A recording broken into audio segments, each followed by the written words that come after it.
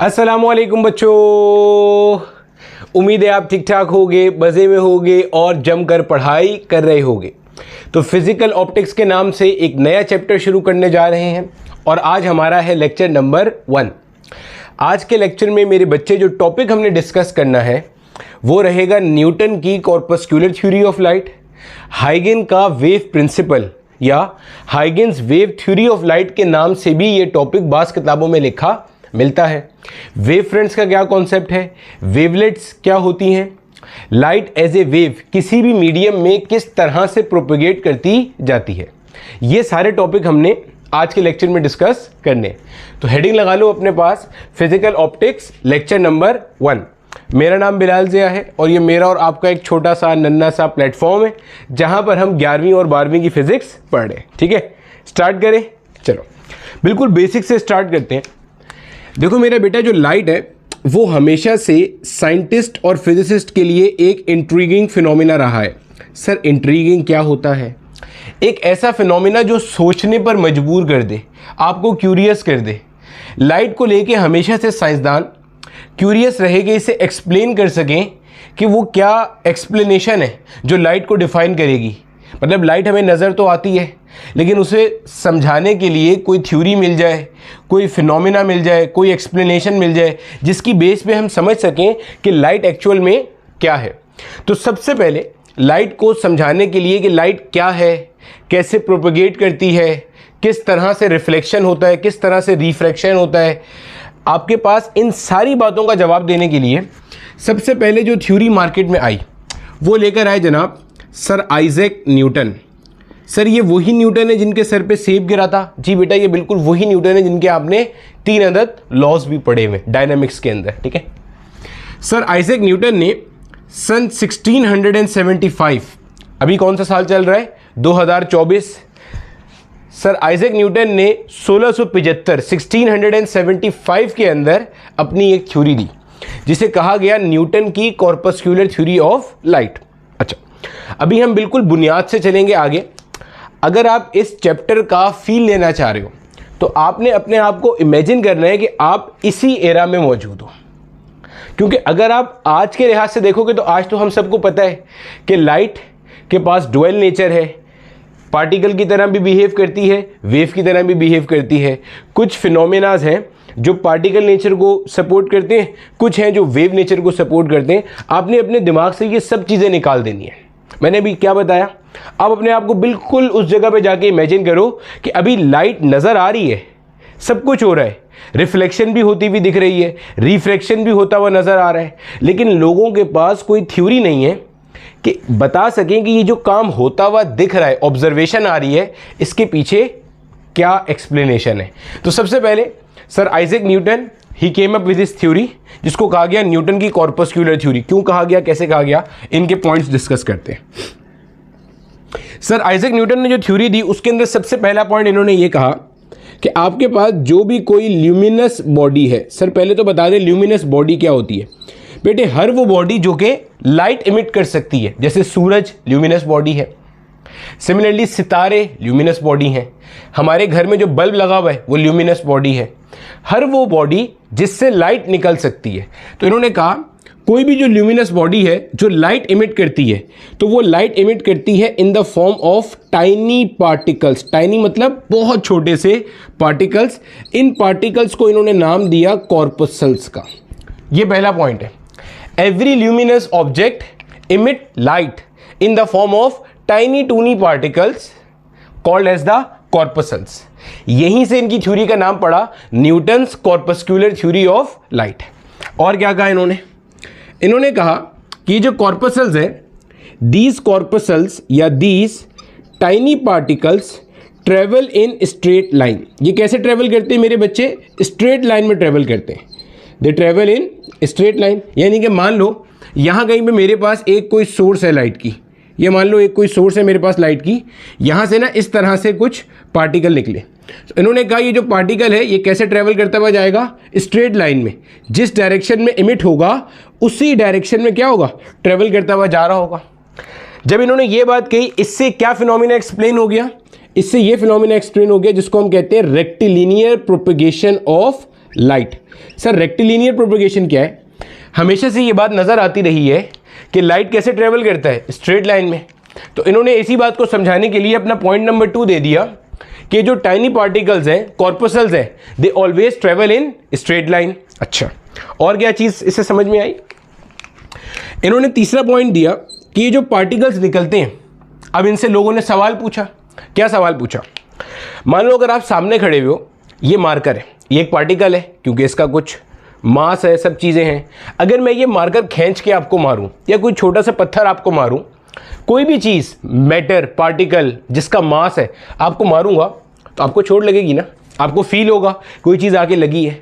तो लोगों ने पूछा, न्यूटन भाई, जब हम दिन की रोशनी में सूरज के नीचे खड़े होते हैं, अगर आपकी कॉर्पस्क्यूलर थ्योरी को हम सही मान लें तो सूरज से जो लाइट आ रही है वो जब हमें आके टकराएगी तो हमें पता तो चलना चाहिए ना।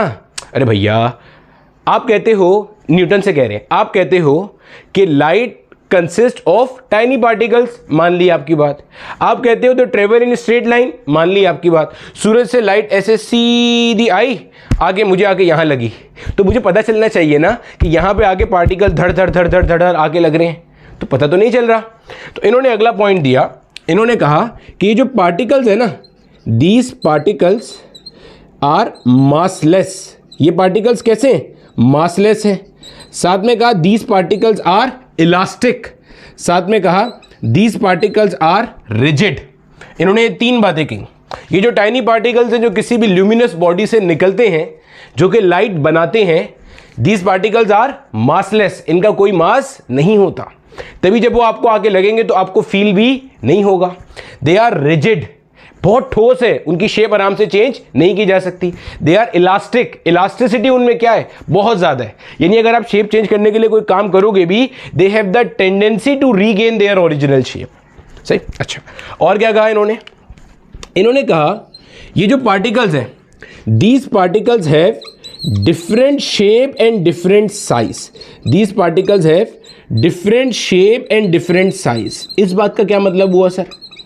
बेटे इस बात का ये मतलब हुआ, जैसे उस ज़माने में भी लोगों को ये बात पता थी कि जो विजिबल लाइट है वो अलग अलग अलग अलग कलर्स की होती है। क्यों? रेनबो दिखता था ना, तो पता चलता था ब्लू लाइट अलग है, ग्रीन अलग है, येलो अलग है, ऑरेंज अलग है।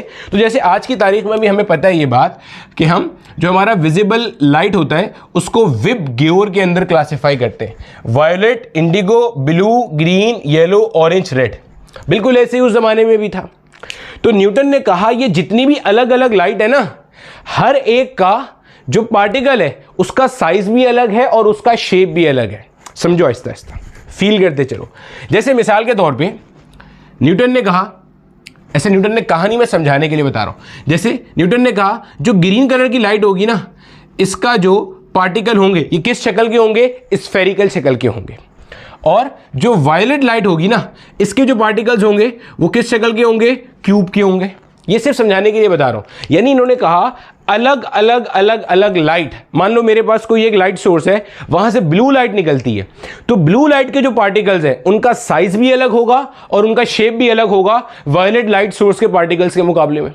सिमिलरली रेड के पार्टिकल्स हैं, उनका शेप अलग होगा, साइज क्या होगा? अलग होगा। तो इन्होंने कहा जब आप विब गियोर में वायलेट से रेड की तरफ जाते हो तो साइज ऑफ द पार्टिकल्स बढ़ता है। यानी कि इन्होंने कहा जो रेड लाइट के पार्टिकल्स का साइज है वो ज़्यादा होगा, जबकि आपके पास वायलेट लाइट के पार्टिकल्स का जो साइज है ना वो क्या होगा?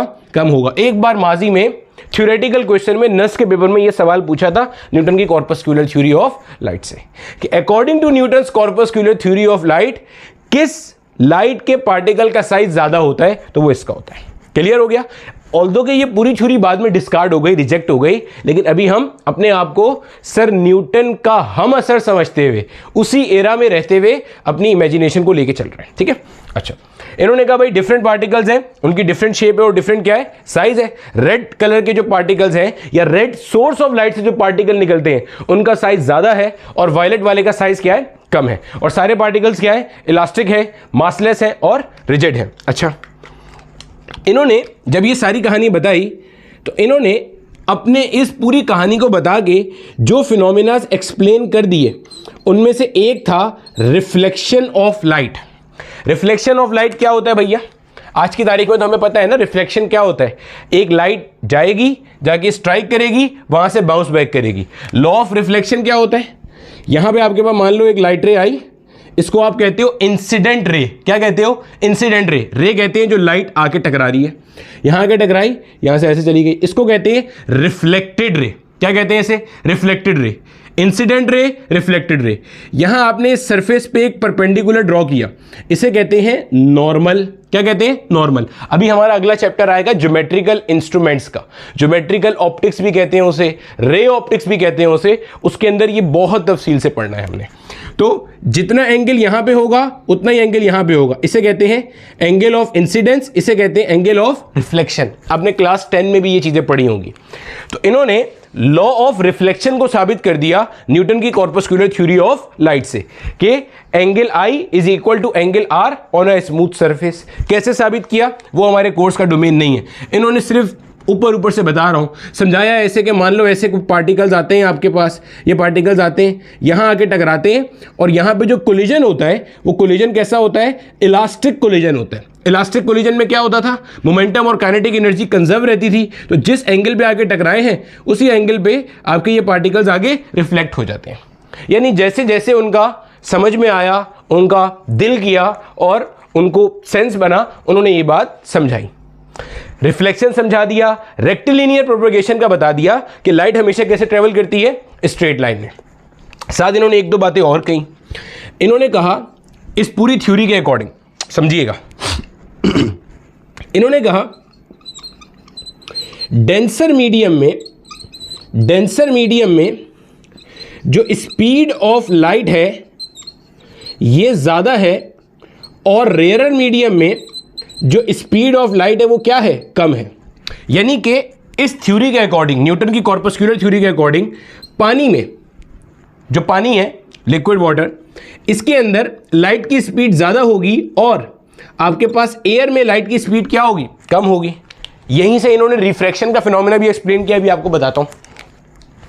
आज देखो मैं फिर बता रहा हूं, अगर आपने इस चैप्टर को, ये फिजिकल ऑप्टिक्स का चैप्टर है जो बाज़ किताबों में वेव ऑप्टिक्स के नाम से भी होता है, अगर आपने इस चैप्टर का फील लेना है ना तो आपने इमेजिन करना है आप इसी एरा में मौजूद हो। अभी लोगों को कुछ नहीं पता, तो जो न्यूटन बोल रहा है वो मानते चल रहे हैं। इन्होंने कहा डेंसर मीडियम में स्पीड ऑफ लाइट ज़्यादा होगी। ऐसा क्यों कहा इन्होंने? इन्होंने कहा यार देखो, अच्छा पहले ये समझ लो डेंसर मीडियम और रेयर मीडियम होता क्या है। बच्चे डेंसिटी को आप कैसे डिफाइन करते हो? What is density? तो हमें पता है density is mass per unit volume. अब देखो, अगर मैं वॉल्यूम कांस्टेंट कर दूं, दो मीडियम है, दोनों से एक जितना वॉल्यूम का सैंपल ले लूं। मान लो एक मीडियम एयर है, एक मीडियम पानी है। एयर से भी मैंने 10 मीटर क्यूब का सैंपल लिया, पानी से भी मैंने 10 मीटर क्यूब का सैंपल लिया। किस 10 मीटर क्यूब के सैंपल में नंबर ऑफ पार्टिकल ज़्यादा होंगे, नंबर ऑफ मॉलिक्यूल ज़्यादा होंगे, एयर में कि लिक्विड में? आप बोलोगे सर लिक्विड में। क्यों? क्योंकि लिक्विड के अंदर जो force of attraction among molecules है वो ज़्यादा होती है गैसेस के मुकाबले में, तो करीब करीब होंगे थोड़ा सा। एयर के मुकाबले में तो करीब ही होंगे ना, ऑल्दो सॉलिड के मुकाबले में दूर दूर होंगे, लेकिन एयर के बरक्स तो करीब होंगे। तो वहाँ पे 10 मीटर क्यूब में ज़्यादा मॉलिक्यूल्स होंगे और यहाँ पे 10 मीटर क्यूब में कम मॉलिक्यूल्स होंगे। समझ में आती है? गोया के एयर के अंदर सेम वॉल्यूम पे कम मास है, लिक्विड में सेम वॉल्यूम पे ज्यादा मास है। अगर मैं सॉलिड लेता तो उसके सेम वॉल्यूम में 10 मीटर क्यूब का कोई सॉलिड ले लूं तो उसके सेम वॉल्यूम पे और ज्यादा मास होगा। गोया मास जितना बढ़ता जाएगा डेंसिटी उतनी बढ़ती जाएगी। यूनिट वॉल्यूम में जितने ज्यादा मॉलिक्यूल ठुसे हुए हैं, घुसे हुए हैं, मौजूद हैं, प्रेजेंट है, उतनी डेंसिटी क्या होगी? ज्यादा होगी। तो इन्होंने कहा कि डेंसर मीडियम में स्पीड ज्यादा है और रेयर मीडियम में स्पीड क्या है? कम है। और यहीं से इन्होंने रिफ्रैक्शन का फिनोमेना एक्सप्लेन किया।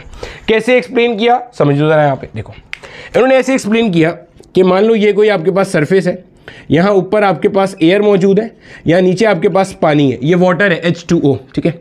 ये आपने बना लिया नॉर्मल, यहाँ पे नॉर्मल कोई भी एक लाइन जो कि परपेंडिकुलर होगा इसके, ठीक है। यहाँ आपके पास एक लाइट रे आई, इसे आप कहते हो इंसिडेंट रे। क्या कहते हो? Incident ray. और ये लाइट रे अकॉर्डिंग टू न्यूटन किससे मिलके बनी है? पार्टिकल से मिलके बनी है। तो गोया यहाँ पे बहुत सारे पार्टिकल्स आ रहे हैं, ठीक है। अच्छा, ये पार्टिकल्स हमेशा गोल गोल नहीं होंगे जैसे मैंने दिखाए। पार्टिकल्स का क्या है? डिफरेंट शेप है और डिफरेंट साइज है। अब इन्होंने कहा जब ये पार्टिकल इसके अंदर दाखिल होंगे तो यहाँ पे आपके पास और भी बहुत सारे पार्टिकल्स मौजूद हैं, होंगे या नहीं होंगे? क्यों सर? अरे भैया ये पानी है ना, तो एयर के मुकाबले में पानी के जो पार्टिकल्स हैं वो ज़्यादा हैं, सेम नंबर ऑफ वॉल्यूम पे, तो डेंसिटी क्या है पानी की, ज़्यादा हो जाएगी एयर के मुकाबले में। तो अब ये जैसे ही ये वाला पार्टिकल, इस पार्टिकल को इमेजिन करो, ये पार्टिकल जैसे ही पानी में दाखिल हो रहा है, जैसे ही अंदर दाखिल हो रहा है, इस पार्टिकल पे हर तरफ से फोर्स लग रही है, एडहेसिव फोर्सेस, जो अलग अलग मॉलिक्यूल्स के दरमियान में होती है। भाई ये ग्रीन वाला पार्टिकल किसका है? लाइट का, अकॉर्डिंग टू न्यूटन साहब। तो जब ये अंदर दाखिल हो रहा है, ये वाला पार्टिकल भी इस पे फोर्स लगा रहा है इधर से, ये वाला पार्टिकल इधर से फोर्स लगा रहा है, कोई इधर से खींच रहा है, कोई यहाँ से खींच रहा है, कोई यहाँ से खींच रहा है, मतलब हर तरफ से ये पार्टिकल क्या कर रहे हैं? फोर्स लगा रहे हैं। अगर आप इन सारे पार्टिकल्स को रिजॉल्व करोगे एक्स और वाई कॉम्पोनेंट में, तो जो इधर वाले पार्टिकल्स हैं इनका एक्स कंपोनेंट यहां आएगा, जो इधर वाले पार्टिकल है इनका एक्स कंपोनेंट यहां आएगा, तो एक्स कंपोनेंट से एक्स कंपोनेंट तो मर जाएगा। नेट फोर्स कहां पे एक्ट करेगी? In the downward direction. भाई ये फिर से बात समझ लो, अगर आपने वेक्टर्स पढ़े हुए तो बहुत अच्छे से क्लियर हो जाएगा ये वाला हिसाब। देखो, इस मेरे हाथ से सीधे हाथ के जो पार्टिकल्स हैं, इसका जब आप एक्स कंपोनेंट बनाओगे, इसका एक्स इधर आएगा, इसका भी एक्स इधर आएगा, इसका भी एक्स, यहां वाले एक्स इधर वाले एक्स को काट देंगे, नेट फोर्स कहां पे होगी? डाउनवर्ड होगी। अब ये वाला जो ग्रीन पार्टिकल है, इसका जरा एक इमेजिन करो, ये जाना कहां चाहता था? ये इस सीध में आया था, इस सीध में जाना चाहता था, ऐसे जाना चाहता था, फोर्स कहां लग रही है? नीचे। तो ये अपना रास्ता कुछ थोड़ा सा क्या कर देगा? चेंज कर देगा। और आप ये बात पढ़ चुके हो क्लास 10 के अंदर भी कि जो भी इंसिडेंट रे होती है, जब वो रेयरर से डेंसर की तरफ आती है तो it is refracted, REFRACTED, refracted towards the normal. मेरे ये जो हाथ है, इससे सीधे हाथ के जो मॉलिक्यूल्स हैं इनका एक्स कंपोनेंट राइट साइड पे आएगा, इस हाथ से उल्टे हाथ के जो मॉलिक्यूल्स हैं इनका एक्स कंपोनेंट उल्टे हाथ पे आएगा, एक्स से मर जाएगा, नेट फोर्स कहां पे एक्ट करेगी? डाउनवर्ड। तो अब इस ग्रीन पार्टिकल को देखो, ये जाना ऐसे चाहता था, लेकिन नेट फोर्स डाउनवर्ड की वजह से इसका डायरेक्शन ऑफ मोशन थोड़ा सा चेंज हो जाएगा। यानी कि समझो ये इस तरह से हो जाएगा, ये ऐसे जाना चाहता था लेकिन थोड़ा सा ऐसे जा रही है। क्यों ऐसे जा रहा है? क्योंकि नेट फोर्स डाउनवर्ड लग रही है। जाना ऐसे जाता था लेकिन डायरेक्शन क्या हो गया? चेंज हो गया। रिफ्रैक्शन उन्होंने एक्सप्लेन किया, साथ यहीं से एक्सप्लेन कर दिया कि डेंसर मीडियम में जाने से लाइट का स्पीड बढ़ेगा। क्यों? देखो, जब ये पार्टिकल इसमें दाखिल होगा, इसके ऊपर एक नेट फोर्स लग रही है डाउनवर्ड डायरेक्शन में, और according to Newton second law of motion F is equal to ma, force apply करने पे बॉडी में क्या आता है? एक्सेलरेशन आता है। तो गोया के जब ये पार्टिकल यहां पे दाखिल होगा तो इस पे नेट फोर्स लग रही है, ये पार्टिकल एक्सेलरेट करेगा और अल्टीमेटली इसकी स्पीड क्या हो जाएगी? बढ़ जाएगी। कॉन्सेप्ट का फील आ रहा है? ये सब न्यूटन ने अपनी थ्योरी में कहा है। चलो जल्दी से मैं रिवाइज कर देता हूं न्यूटन की थ्योरी को, ठीक है। सबसे पहले लाइट को एक्सप्लेन करने के लिए सर आइजैक न्यूटन ने अपनी थ्योरी को पुट फॉरवर्ड किया। इनकी थ्योरी 1675 में आई, 1675 में आई। थ्योरी के मोटे मोटे पॉइंट्स क्या है? Every luminous body emits light in the form of tiny particles that are termed as corpuscles. Hence, the theory was named as Newton's corpuscular theory of light. These tiny particles travel in straight line, यानी कि यहां से इस point की मदद से ये जो रेक्टिलिनियर प्रोपगेशन ऑफ लाइट का कॉन्सेप्ट था वो न्यूटन ने समझा दिया कि light always travel in straight line. अच्छा, फिर उन्होंने कहा these particles are massless, क्योंकि हम उसे फील नहीं करते, they are rigid and they are elastic। फिर इन्होंने कहा these particles have different shape and different size, यानी कि जो आपकी विजिबल लाइट है, अलग अलग विजिबल लाइट का जो सोर्स है वो अलग अलग शेप और साइज के पार्टिकल क्या करता है? इमिट करता है। इन्होंने कहा रेड वाले पार्टिकल का साइज ज्यादा होगा, वायलेट वाले का साइज कम हो जाएगा। फिर इन्होंने यहां से रिफ्लेक्शन का फिनोमेना समझाया कि पार्टिकल्स आए, आके इलास्टिक कोलिजन किया, चले गए। Angle I is equal to angle R, angle of incidence is equal to angle of reflection, जिसको हम लोग लॉ ऑफ रिफ्लेक्शन भी कहते हैं। फिर उन्होंने एक और बात कही, इन्होंने कहा डेंसर मीडियम में जब आपके पास रेयरर से डेंसर मीडियम में जाएगा तो लाइट की स्पीड क्या होगी? बढ़ जाएगी। डेंसर मीडियम में स्पीड ऑफ लाइट ज्यादा होगी और रेयरर मीडियम में स्पीड ऑफ लाइट कम होगी, जो कि बिल्कुल गलत बात है। आज की तारीख में हमें ये बात पता है कि एयर में या वैक्यूम में स्पीड सबसे ज्यादा होती है, 3 × 10⁸ मीटर पर सेकेंड, डेंसर में कम हो जाती है। ये बात उस वक्त नहीं पता थी, ऑब्वियस सी बात है। तो उन्होंने कहा डेंसर मीडियम में ज्यादा है। एक्सप्लेनेशन भी दी, वो मैंने बता दी आपको। क्या दी?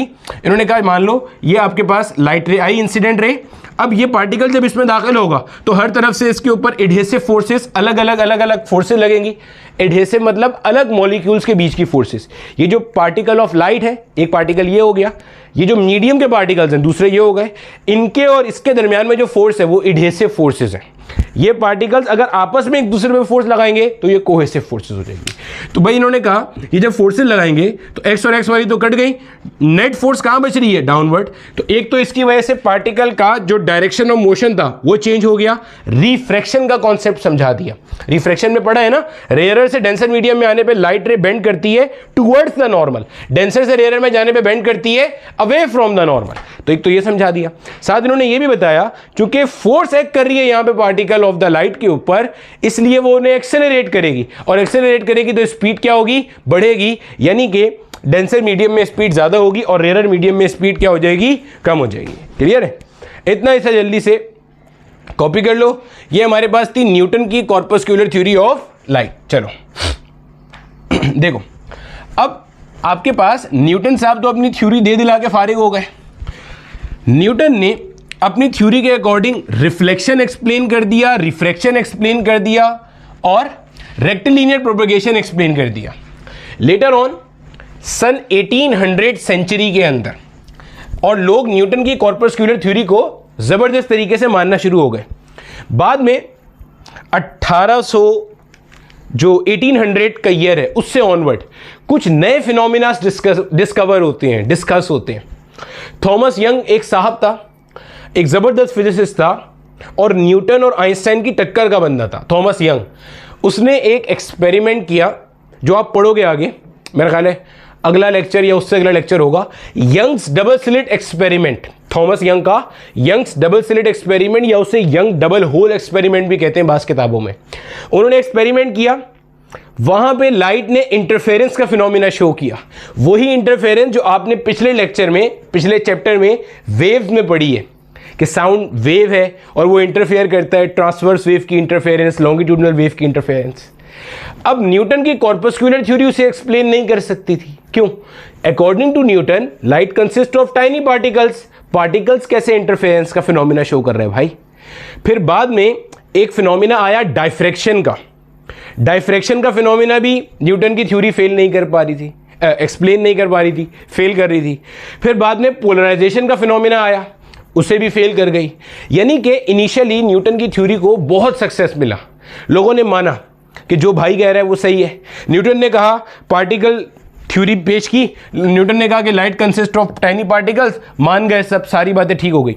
लेटर ऑन जो फिनोमिनास डिस्कवर हुए, इंटरफेरेंस ऑफ लाइट, डायफ्रैक्शन का फिनोमिना, पोलराइजेशन का फिनोमिना, ये सारे आपने इस चैप्टर में पढ़ने हैं, उनको ये थ्योरी एक्सप्लेन नहीं कर सकी। और फाइनली जिसको हम अंग्रेजी में कहते हैं ना the final nail in the coffin, के ताबूत में जो चीज आखिरी कील साबित हुई, यानी कि मतलब एक इमारत गिर रही थी, जो लास्ट ब्लो था या ताबूत में जो आखिरी कील थी वो जो साबित हुई, वो आपके पास सन 1850 में 1850 में एक फ्रेंच फिजिसिस्ट थे सर लियोन फौकॉल्ट करके, सर लियोन फौकॉल्ट करके। इन्होंने एक एक्सपेरिमेंट किया, रोटेटिंग मिरर एक्सपेरिमेंट के नाम से मशहूर है, आप सर्च करोगे मिल जाएगा। इन्होंने एक्सपेरिमेंट किया और इन्होंने रोटेटिंग मिरर एक्सपेरिमेंट के थ्रू एक्सपेरिमेंटली ये बात साबित कर दी कि लाइट का स्पीड रेयरर मीडियम में, यानी कि एयर में आपके पास ज़्यादा होता है, और जो आपका डेंसर मीडियम होता है इसके अंदर लाइट का स्पीड क्या होता है, कम होता है। अब तो कोई जवाब ही नहीं रहा न्यूटन की थ्योरी को मानने का। तो सबने यही कहा कि न्यूटन साहब बड़े आदमी थे, गलती हो गई होगी, ठीक है। लेकिन 1675 से लेकर 1850 तक कोई ऑलमोस्ट 175 ईयर बनते हैं, तब तक न्यूटन की थ्योरी का अरूज रहा। तब तक लाइट को एक्सप्लेन करने के लिए न्यूटन की कॉर्पस्कुलर थ्योरी चलती थी। 1800 के बाद 1803 में इंटरफेरेंस का फिनोमिना होता है थॉमस यंग का, फिर बाद में डायफ्रैक्शन होता है, फिर पोलराइजेशन होता है, और आखिर में जाके जिसके बाद न्यूटन की थ्योरी को पूरा दफन कर दिया गया वो ये सन 1850 में sir Leon Foucault, French physicist थे। इन्होंने एक एक्सपेरिमेंट किया जिसमें एक्सपेरिमेंटली साबित कर दिया कि लाइट का स्पीड रेयरर मीडियम में ज़्यादा होता है और डेंसर मीडियम में क्या होता है, कम होता है। अब इसके बाद तो पूरी भैंस पानी में गई। अब लोग फिर से वहीं खड़े हो गए। अब आप अपने आप को इमेजिन करो कि आप एक फिजिसिस्ट के पीछे चल रहे थे, उसने बताया था लाइट ये है, ये है, ये है, ये है, ये है। आप बोले थे ठीक है, रिफ्लेक्शन भी समझ आ गया, रिफ्रैक्शन आ गया, रेक्टिलिनियर आ गया, लेकिन अब कुछ फिनोमिना और एक्सप्लेन होते हैं और डिस्कवर होते हैं, उसको ये थ्योरी एक्सप्लेन नहीं कर पा रही। अब क्या करें, वापस वहीं खड़े हो गए जाके, फिर लाइट की कोई थ्योरी नहीं है। तो लोगों ने सर्च किया आगे पीछे कि यार लाइट को एक्सप्लेन करने के लिए कोई और थ्योरी है, तो पता चला जिस ज़माने में सर आइजैक न्यूटन ने अपनी थ्योरी दी थी, उसी ज़माने में, बिल्कुल उसके आगे पीछे, बिल्कुल उसी ज़माने में सन 1678 के अंदर एक और साइंसदान था, हॉलैंड का, डच फिजिसिस्ट सर क्रिश्चियन हाइगन। इन्होंने भी एक थ्योरी दी थी जो हमारा आज का टॉपिक भी है, हाइगन का वेव प्रिंसिपल या हाइगन की वेव थ्योरी। जिस ज़माने में सर हाइगन ने थ्योरी दी थी उससे 3 साल पहले सर न्यूटन की थ्योरी आई थी। अगर दुनिया में मान लो 100 लोग थे तो 100 में से 90 लोग जो थे वो सर न्यूटन की थ्योरी को मानते थे, और सिर्फ 10 लोग, 10 में से भी इसके अपने घर वाले होंगे 7-8, तो वो इसकी थ्योरी को मानते थे। यानी उसी एरा में ये थ्योरी आई थी। अब जब मैं आपको आगे थ्योरी बताऊंगा ना तो आपको पता चलेगा कैसे 1850 के बाद हाइगन की थ्योरी को फाइनली सही मान लिया गया। तो सोचो, थ्योरी इस बंदे ने कब दी? 1678 में। ये बंदा चला गया दुनिया से 1695 के अंदर। आपने ये सारी डेट याद नहीं करनी, सिर्फ एक पॉइंट समझो। 1695 में चला गया, उसके बाद 1795 100 साल गुजर गए, 1850 50 साल तकरीबन मजीद गुजर गए, 150 साल के बाद लोगों ने फाइनली एक्सेप्ट किया कि हाइगन ने सही बात की थी। तो आप जब भी कोई काम कर रहे होते हो ना, उसके इंस्टेंट रिजल्ट्स नहीं देखा करो। हम तो काम ही इतने हल्के लेवल का कर रहे होते हैं। ये देखो, इस बंदे ने लाइट को एक्सप्लेन करने के लिए एक फिनोमेना दिया सन 1678 के अंदर, न्यूटन के दौर का साइंसदान था, और लोगों ने इसकी थ्योरी को डिस्कार्ड किया। उन्होंने बोला यार वो जो भाई बोल रहा है वो सही बोल रहा है। हालांकि इसकी थ्योरी से इंटरफेरेंस एक्सप्लेन हो गया, डायफ्रैक्शन भी एक्सप्लेन हो गया, पोलराइजेशन भी एक्सप्लेन हो गया। थोड़ी सी ट्विकिंग करने के बाद, इन्होंने कुछ कहा था उसको बाद में थोड़ा सा चेंज किया गया, तो पोलराइजेशन भी एक्सप्लेन हो गया। तो बाद में 50-60 साल तक इनकी थ्योरी सही मानी गई। फिर लेटर ऑन 1900 सेंचुरी के बाद कुछ फिनोमिनाज मजीद डिस्कवर हुए, photo electric effect, Compton's effect, pair production, pair annihilation, जिसमें इनकी थ्योरी भी फेल कर गई। उसके बाद फिर डुअल नेचर ऑफ लाइट का कॉन्सेप्ट आता है जो हम आज के दौर में मानते हैं। तो क्लास 12 के अंदर आप photo electric effect, Compton effect सब कुछ पढ़ोगे। अभी हम देखेंगे हाइगन का वेव प्रिंसिपल। तो आपने इससे अपने पास सबक क्या सीखा, अपने नोट कॉपी में लिख लो। इंस्टेंट रिजल्ट के पीछे नहीं भागना, काम करो और करते चले जाओ। सही काम कर रहे हो, करते चले जाओ, रिजल्ट आखिर में आता रहेगा। हो सकता है आपके जाने के 150 साल के बाद आए, लेकिन आएगा। चलो, हाइगन के वेव प्रिंसिपल में हाइगन ने क्या बात की? हाइगन का जो वेव प्रिंसिपल है मेरे भाई, उसमें उसने सबसे पहले तो ये कहा कि लाइट आपके पास एक अदद लॉन्गिट्यूडनल मैकेनिकल वेव है। अच्छे से सुनिएगा, 1678 में सर क्रिश्चियन हाइगन ने जो अपना वेव थ्योरी ऑफ लाइट दिया, उसमें क्या था कि लाइट आपके पास एक लॉन्गिट्यूडनल मैकेनिकल वेव है। मैं मान के चलूँगा कि आपने जो है वो वेव का टॉपिक पूरा पढ़ा हुआ है। नहीं पढ़ा हुआ कोई दिक्कत नहीं है, अभी समझाए। तो मैकेनिकल वेव किसी ऐसी वेव को कहते हैं that requires a medium for the propagation. जैसे मीडियम चाहिए, जैसे मैं कुछ बोल रहा हूं तो साउंड वेव एक मैकेनिकल वेव है। अगर यहां से एयर खत्म हो जाए तो मैं बोलता रहूं, मेरा मुंह आपको ऐसे हिलता हिलता हिलता नजर आएगा, लेकिन कानों में कोई आवाज नहीं आएगी, क्योंकि मीडियम खत्म हो गया। सूरज के ऊपर जो न्यूक्लियर रिएक्शंस हो रहे होते हैं, जिनकी वजह से हमारे पास अर्थ के ऊपर गर्मी आती है, हीट आती है ना, सूरज की जो रेज आती है इंफ्रारेड, अब उस रिएक्शंस की आपको कोई आवाज नहीं आती, क्योंकि बीच में कोई मीडियम मौजूद नहीं है। चलो वापस आ जाओ। तो लाइट आपके पास एक लॉन्गिट्यूडनल मैकेनिकल वेव है। लॉन्गिट्यूडनल वेव कौन सी होती है? देखो, 2 तरह की वेव अपन लोगों ने पढ़ी थी, एक ट्रांसवर्स है, एक लॉन्गिट्यूडनल। ट्रांसवर्स वेव जिसमें जो वेव है, डिस्टर्बेंस है, वो मीडियम में एक तरफ प्रोपेगेट करती है और पार्टिकल्स ऑफ द मीडियम उसके परपेंडिकुलर ऑसिलेट करते हैं, गोया ऐसे ऐसे चलने वाली जो वेव होती है, इसको हम लोग क्या कहते हैं? ट्रांसवर्स वेव कहते हैं। लॉन्गिट्यूडनल वेव जिसमें वेव इस डायरेक्शन में जा रही है मान लो, और पार्टिकल्स ऑफ द मीडियम भी ऐसे ऐसे ऐसे ऐसे ऑसिलेट करते हुए जा रहे हैं। तो इसने कहा कि लाइट क्या है? लॉन्गिट्यूडनल मैकेनिकल वेव, जैसे साउंड वेव है। अब उस जमाने में जो 9 लोग इनको मानते थे, उन्होंने इनसे पूछा कि क्या कह रहे हो भाई, एक बात बताओ, अगर लाइट लॉन्गिट्यूडनल मैकेनिकल वेव है तो सूरज से अर्थ तक लाइट कैसे आ रही है? सूरज और अर्थ के बीच में तो कोई मीडियम ही मौजूद नहीं है। तो यहाँ पे इन्होंने अपने थ्योरी का दूसरा पॉइंट दिया। वो थ्योरी का दूसरा पॉइंट जो है ना, वो एक और थ्योरी के नाम से मशहूर है। अगर आप कभी सर्च करोगे तो आपको मिल जाएगा, ल्यूमिनीफेरस। इसकी स्पेलिंग जो है ना वो मुझे कभी भी सही से याद नहीं होती। ल्यूमिनीफेरस ईथर थ्योरी। ठीक है, ये इनकी थ्योरी का नाम है। इन्होंने कहा कि जो पूरा यूनिवर्स है, इस पूरे यूनिवर्स के अंदर एक बहुत डाइल्यूट और बहुत ज़्यादा इलास्टिक मीडियम मौजूद है, बहुत डाइल्यूट और हाईली इलास्टिक मीडियम मौजूद है, जिसको इन्होंने ईथर का नाम दिया। ल्यूमिनिफेरस ईथर थ्योरी। ल्यूमिनिफेरस कहते हैं किसी ऐसे मीडियम को जो कि लाइट की ट्रांसमिशन में हेल्प करता है। ये इन्हीं की इन्वेंटेड थ्योरी है, सही। ल्यूमिनिफेरस ईथर थ्योरी। परेशान नहीं होना, यहाँ ए लगाया हुआ यहाँ नहीं लगाया हुआ, इनकी थ्योरी में ऐसे ही है, ठीक है। तो मैं अपनी तरफ से नहीं बता रहा, ये इन्हीं की थ्योरी पढ़ के बता रहा हूँ। ल्यूमिनिफेरस ईथर थ्योरी। ये क्या कहते हैं? ये कहते हैं कि भाई ये सब बेकार बातें हैं कि यूनिवर्स में कोई मीडियम एग्जिस्ट नहीं करता, वैक्यूम है। इससे परेशान नहीं होना कि आज के दौर में हमें ये सब पता है। क्या बोला मैंने? इस चैप्टर का फील लेना है तो अपने आप को इमेजिन करो आप यहाँ पे मौजूद हो, आप उस बेचारे बंदे का प्रिंसिपल पढ़ रहे हो जिसको 150 साल तक तो माने ही नहीं गया, सही है। तो वहीं अपने आप को इमेजिन करो। आज के दौर में तो पता है ना वैक्यूम है, ठीक है, और लाइट एक्चुअल में इलेक्ट्रोमैग्नेटिक वेव्स का कॉम्बिनेशन है जो कि ऑसिलेट करती हैं। तो ये तो बहुत बात की डिस्कवरी है, अभी हम ये पढ़ रहे हैं। तो ल्यूमिनिफेरस ईथर थ्योरी क्या कहती है कि पूरे यूनिवर्स में एक ल्यूमिनिफेरस मीडियम मौजूद है जो कि लाइट की ट्रांसमिशन में हेल्प करता है, जो कि हाईली डाइल्यूट और हाईली इलास्टिक मीडियम है, जिसको इन्होंने क्या नाम दिया? ईथर का नाम दिया। अब देखो, हम लोगों ने लॉन्गिट्यूडनल वेव की स्पीड का फॉर्मूला पढ़ा था। ये इन्होंने क्यों कहा ये समझा रहा हूं आपको। हमने लॉन्गिट्यूडनल जो वेव है उसकी स्पीड का फॉर्मूला पढ़ा था ना, साउंड वेव का फॉर्मूला वेव के टॉपिक के अंदर। तो इस जमाने में ये सारी बात सबको पता थी जिस जमाने में ये बातचीत चल रही है। v is equal to √E divided by rho. याद है?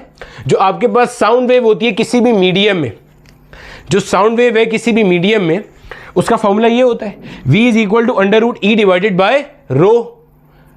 तो साउंड वेव लॉन्गिट्यूडनल वेव है, इन्होंने कहा लाइट वेव भी लॉन्गिट्यूडनल वेव है। तो लॉन्गिट्यूडनल वेव का किसी भी मीडियम में स्पीड का formula is √E divided by rho. E is the elasticity of the medium, जो कि मॉड्यूलस ऑफ इलास्टिसिटी से पता चलता है, and rho is the inertial property of the medium, जिसको आप डेंसिटी कहते हो। अब आप देखो, इन्होंने कहा हाईली इलास्टिक मीडियम है, इलास्टिसिटी बहुत ज्यादा, तो इसका मतलब वेलोसिटी बहुत ज्यादा। इन्होंने कहा हाईली डाइल्यूट मीडियम है, डाइल्यूट का मतलब होता है कंसंट्रेशन बहुत कम होना, डेंसिटी बहुत कम होना। डेंसिटी मतलब इतने बड़े वॉल्यूम में छोटा सा मास होना, ये है डेंसिटी का कम होना। बहुत बड़े वॉल्यूम में छोटे से मास का होना। तो जब डाइल्यूट होगा इसका मतलब डेंसिटी क्या हो जाएगी? कम हो जाएगी। डेंसिटी कम हो जाएगी तो वेलोसिटी और ज्यादा हो जाएगी। इन्होंने कहा चूंकि एक बहुत ज्यादा इलास्टिक मीडियम है, ल्यूमिनिफेरस हाईली इलास्टिक मीडियम है, और डेंसिटी क्या है? बहुत कम है, इस वजह से जो लाइट प्रोपेगेट करती है बहुत तेजी से सूरज से अर्थ तक आ जाती है। तो उसकी स्पीड क्या होती है? बहुत ज़्यादा होती है। अच्छा, इन्होंने भी अपने फिनोमेना में एक्सप्लेन कर दिया किस चीज़ को? रेक्टिलिनियर प्रोपेगेशन ऑफ लाइट को। इन्होंने कहा कि लाइट कैसे ट्रेवल करती है? रेक्टिलिनियरली, स्ट्रेट लाइन में प्रोपेगेट करती है।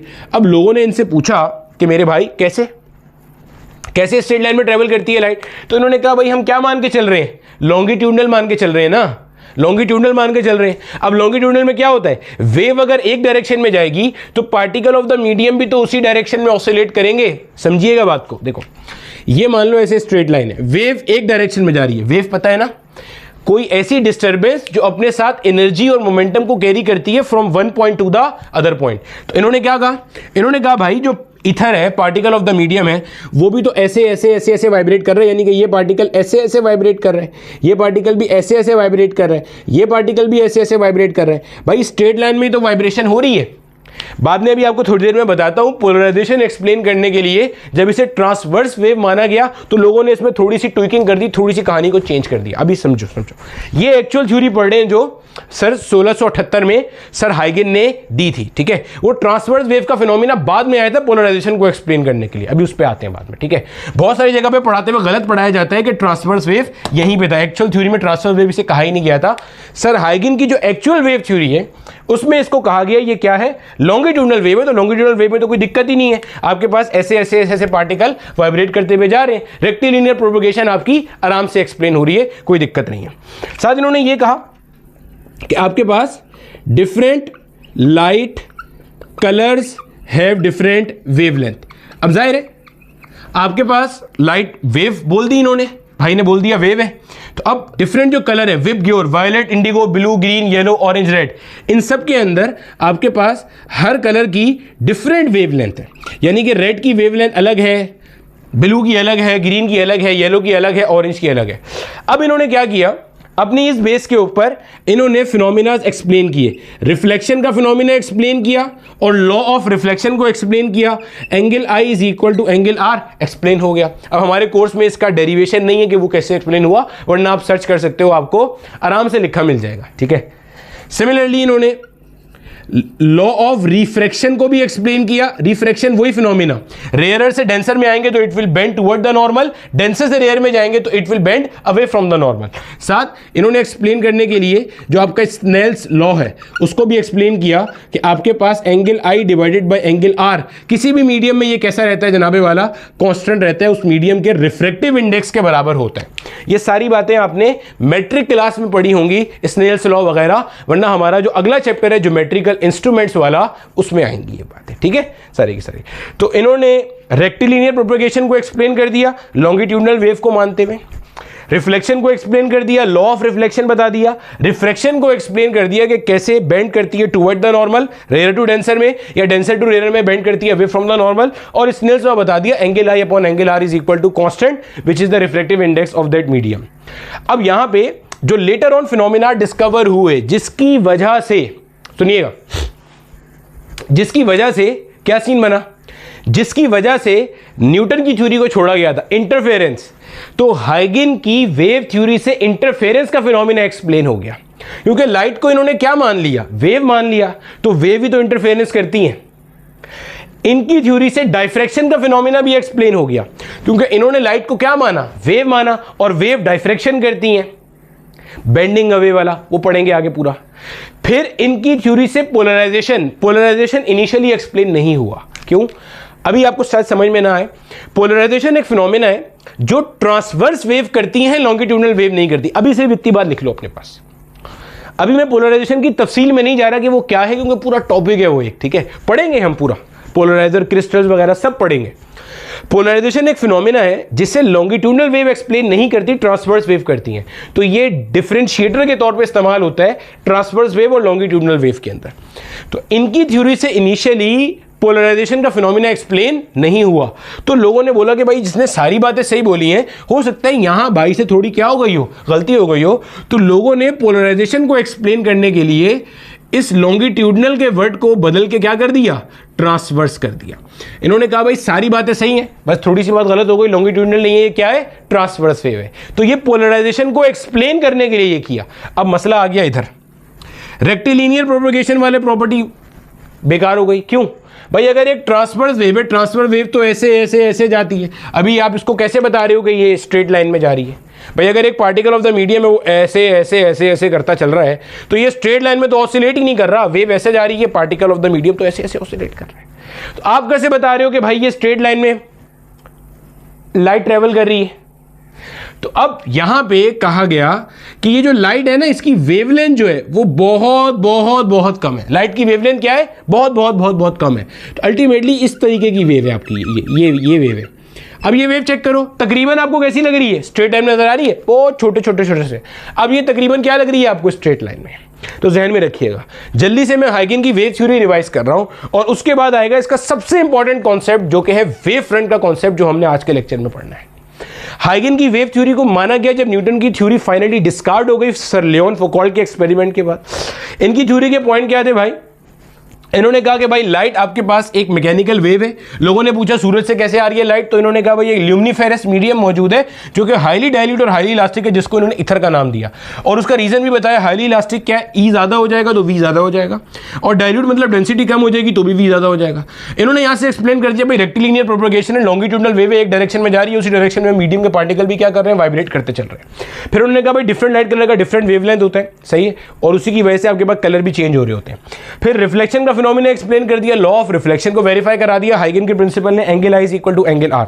फिर उन्होंने रिफ्रैक्शन का फिनोमिना एक्सप्लेन कर दिया। रिफ्रैक्शन क्या है, एक मीडियम से दूसरे मीडियम में लाइट का आना। तो लाइट जब रेयर से डेंसर में आती है, बेंड करती है टुवर्ड द नॉर्मल, आपके पास डेंसेस्ट रीजन में जाती है, बेंड करती है अवे फ्रॉम द नॉर्मल। साथ इन्होंने स्नेल्स लॉ को भी एक्सप्लेन कर दिया, angle I upon angle R for any medium is a constant, और वो उसके रिफ्लेक्टिव इंडेक्स के बराबर हो जाता है, ये एक्सप्लेन कर दिया। फिर जब इंटरफेरेंस भी एक्सप्लेन हो गया, डायफ्रैक्शन भी एक्सप्लेन हो गया, पोलराइजेशन एक्सप्लेन करने की बारी आई तो लॉन्गिट्यूडनल वेव पोलराइजेशन का फिनोमिना नहीं देती हैं, तो ये फेल कर गया। फिर लोगों ने यहाँ पे थोड़ी सी चेंजिंग करी और इसे ट्रांसवर्स कर दिया। ट्रांसवर्स कर दिया तो भाई ये तो अजीब सी वेव बन रही थी, और ये जो अजीब सी वेव है वो रेक्टिलिनियर प्रोपेगेट करती भी तो नजर ही नहीं आ रही। तो उन्होंने कहा भाई आप वेवलेंथ को क्या कर दो, छोटा कर दो। जब आप वेवलेंथ को छोटा कर दोगे ना, जब आप वेवलेंथ को बिल्कुल चुन्ना मुन्ना से करते जाओगे और एम्पलीट्यूड को गिराते जाओगे, तो अल्टीमेटली आपके पास क्या हो जाएगा, ये स्ट्रेट लाइन में आपको प्रोपेगेट करती हुई नजर आना शुरू हो जाएगी। क्लियर हो गई बात की? चलो कॉपी कर लो इतने हिस्से को, आगे चलते हैं। यहां पे ना एक चीज और ध्यान में रख लो, आपके पास हाइगन का वेव प्रिंसिपल माना गया, लेकिन लेटर ऑन जो बाद में फिनोमिना डिस्कवर हुए ना, photo electric effect, Compton effect, उस पर हाइगन का वेव प्रिंसिपल भी डिस्कार्ड हो गया और उसके बाद डुअल नेचर ऑफ लाइट का कॉन्सेप्ट आया। चलो मेरा बेटा, अब इन्होंने इंट्रोड्यूस किया कॉन्सेप्ट ऑफ वेव फ्रंट्स, जो मैंने आपको स्टार्ट में बताया था ना, हम देखेंगे लाइट एज ए वेव किसी भी मीडियम में कैसे प्रोपेगेट करती है, वो यहीं से पता चलता है। इसको Huygens principle of secondary wavelets भी कहते हैं, या सिंपल हाइगन की वेव थ्योरी भी कहते हैं। कोई टेंशन नहीं है, आसान सा है, ठीक है। जो आपको ये अंडे मुंडे बने हुए नजर आते हैं ना किताबों के अंदर, वो अभी देख लेते हैं कैसे होता है। इन्होंने यहाँ पे कॉन्सेप्ट दिया किसका मेरे भाई, वेव फ्रंट्स का कॉन्सेप्ट दिया। वेव फ्रंट्स पे जाने से पहले देखो मेरा बेटा, किसी भी वेव की जो इक्वेशन है ना, ट्रांसवर्स वेव की इक्वेशन और या लॉन्गिट्यूडनल वेव की equation, that equation is given by y is equal to a sin omega t minus K X. जो बिल्कुल पिछला चैप्टर है उसके अंदर आपके भाई ने लेक्चर नंबर 2 के अंदर गालिबन ये पूरी ड्राइव कराई है, और उसके बाद आगे 15 लेक्चर्स तक, क्योंकि 17 लेक्चर का था पिछला चैप्टर, बहुत लंबा चला था, तो उसमें हर लेक्चर में तकरीबन ये इक्वेशन यूज करी है। अगर आपने देखा हुआ है तो बहुत अच्छी बात है, नहीं देखा हुआ तो मेरी बात फिर याद कर लेना, मान लेना। चाहे ट्रांसवर्स वेव हो चाहे लॉन्गिट्यूडनल वेव हो, आप ऐसे डिफाइन कर सकते हो, सर लॉन्गिट्यूडनल में तो ऐसे ऐसे होता है, ट्रांसवर्स में ऐसे ऐसे होता है, कोई फर्क नहीं पड़ता। बस ट्रांसवर्स में यहाँ y आता है, लॉन्गिट्यूडनल में यहाँ पे s आ जाता है। s स्टैंड करता है डिस्प्लेसमेंट अलोंग x एक्सिस को, ठीक है। खैर है, एक ही चीज़ है, कोई फर्क नहीं पड़ता। अब ये क्या चीज़ है भैया, समझो। y आपके पास क्या है, y is displacement of the particle along x axis, y axis. देखो जब आपके पास एक वेव प्रोपेगेट करती हुई जाएगी, मान लो एक वेव डिस्टर्बेंस प्रोपेगेट करती हुई जा रही है। वेव क्या है, डिस्टर्बेंस जो कि प्रोपेगेट करती जा रही है। इस डिस्टर्बेंस के प्रोपेगेट करने से क्या होता है, जो मीडियम का पार्टिकल है वो ऑसिलेट करता है, वाइब्रेट करता है अपने मीन पोजीशन के अबाउट, ऐसे ही करता है ना भाई। यानी कि मान लो अगर मेरे पास वहां पे एक रस्सा है और मैं उसे यूं यूं यूं यूं कर रहा हूं, तो इसमें बेसिकली पल्सेस क्रिएट हो रही है, वेव ट्रेन क्रिएट हो रही है। तो आपने वहां से सामने खड़े होकर किसी भी लम्हे पे एक तस्वीर ले ली, तो ये जो तस्वीर है ना आपके पास, जो कि आपको कुछ इस तरह से नजर आएगी, ये तस्वीर, ये बेसिकली क्या है, ये सारे पार्टिकल्स ऑफ द मीडियम है, ये सारे रस्सी के पार्टिकल्स हैं। वेव्स ऑन स्ट्रिंग की जो बात चल रही है, कोई यहां पर है, कोई यहां पर है, कोई ये रहा, कोई ये रहा, कोई ये रहा, कोई ये रहा, कोई यहां है, कोई यहां है, कोई देखो मीडियम, कोई मीन पे बैठा हुआ है, कोई मीन से नीचे है, कोई मीन से ऊपर है, और ऐसे ही आपके पास ये सारे के सारे पार्टिकल्स हैं जो अपनी अपनी जगह से डिस्प्लेस हुए हुए हैं। और अगर आप तस्वीर ना लेते, आप टाइम को ना रोकते, तो ये तो ऐसे ऐसे ऐसे ऐसे ऑसिलेट कर रहे थे, और आपके पास जो वेव है वो क्या कर रही थी, आगे प्रोपेगेट कर रही थी।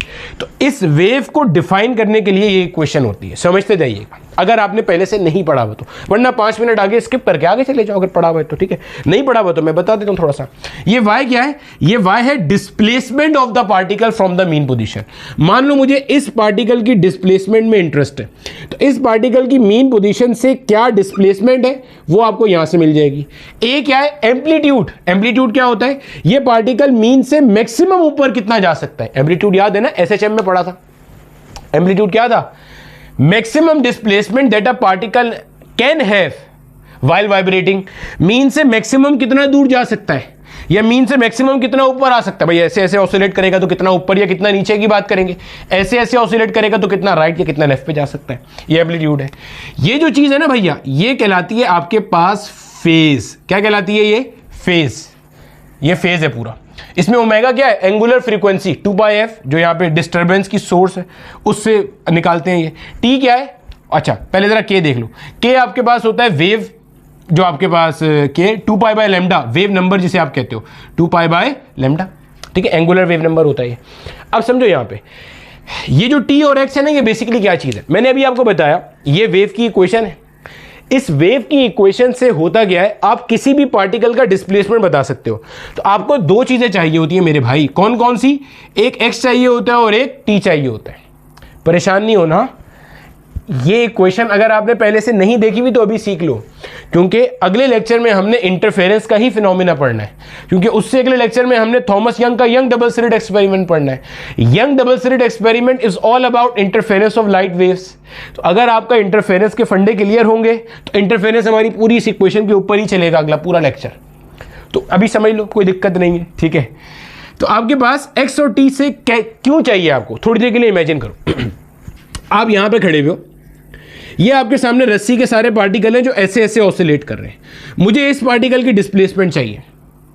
तो मैं आपको क्या क्या चीजें बताऊंगा था, आप मुझे इस पार्टिकल की डिस्प्लेसमेंट बताओ। सबसे पहले मैं आपको बताऊंगा कि यार जहां आप खड़े हुए हो वहां से ये पार्टिकल जो है ये कितने फासले पे, बोलो हाँ या ना भाई, ये बात बतानी पड़ेगी ना मुझे। अगर मैं इस बात में इंटरेस्टेड हूं कि आप मुझे बताओ कि इस पार्टिकल का डिस्प्लेसमेंट क्या है, तो पहले तो मैं आपको ये बताऊंगा कि ये पार्टिकल है कहां, तभी तो आप जाकर डिस्प्लेसमेंट देखोगे। तो सबसे पहली चीज तो मुझे बतानी पड़ेगी एक्स। एक्स क्या है, distance of the particle from the source of disturbance. फिर अब आप मान लो आ गए यहां पे, मान लो यहां से 6 सेंटीमीटर के फासले पे ये पार्टिकल था, आ गए आप 6 सेंटीमीटर का डिस्टेंस कवर करके।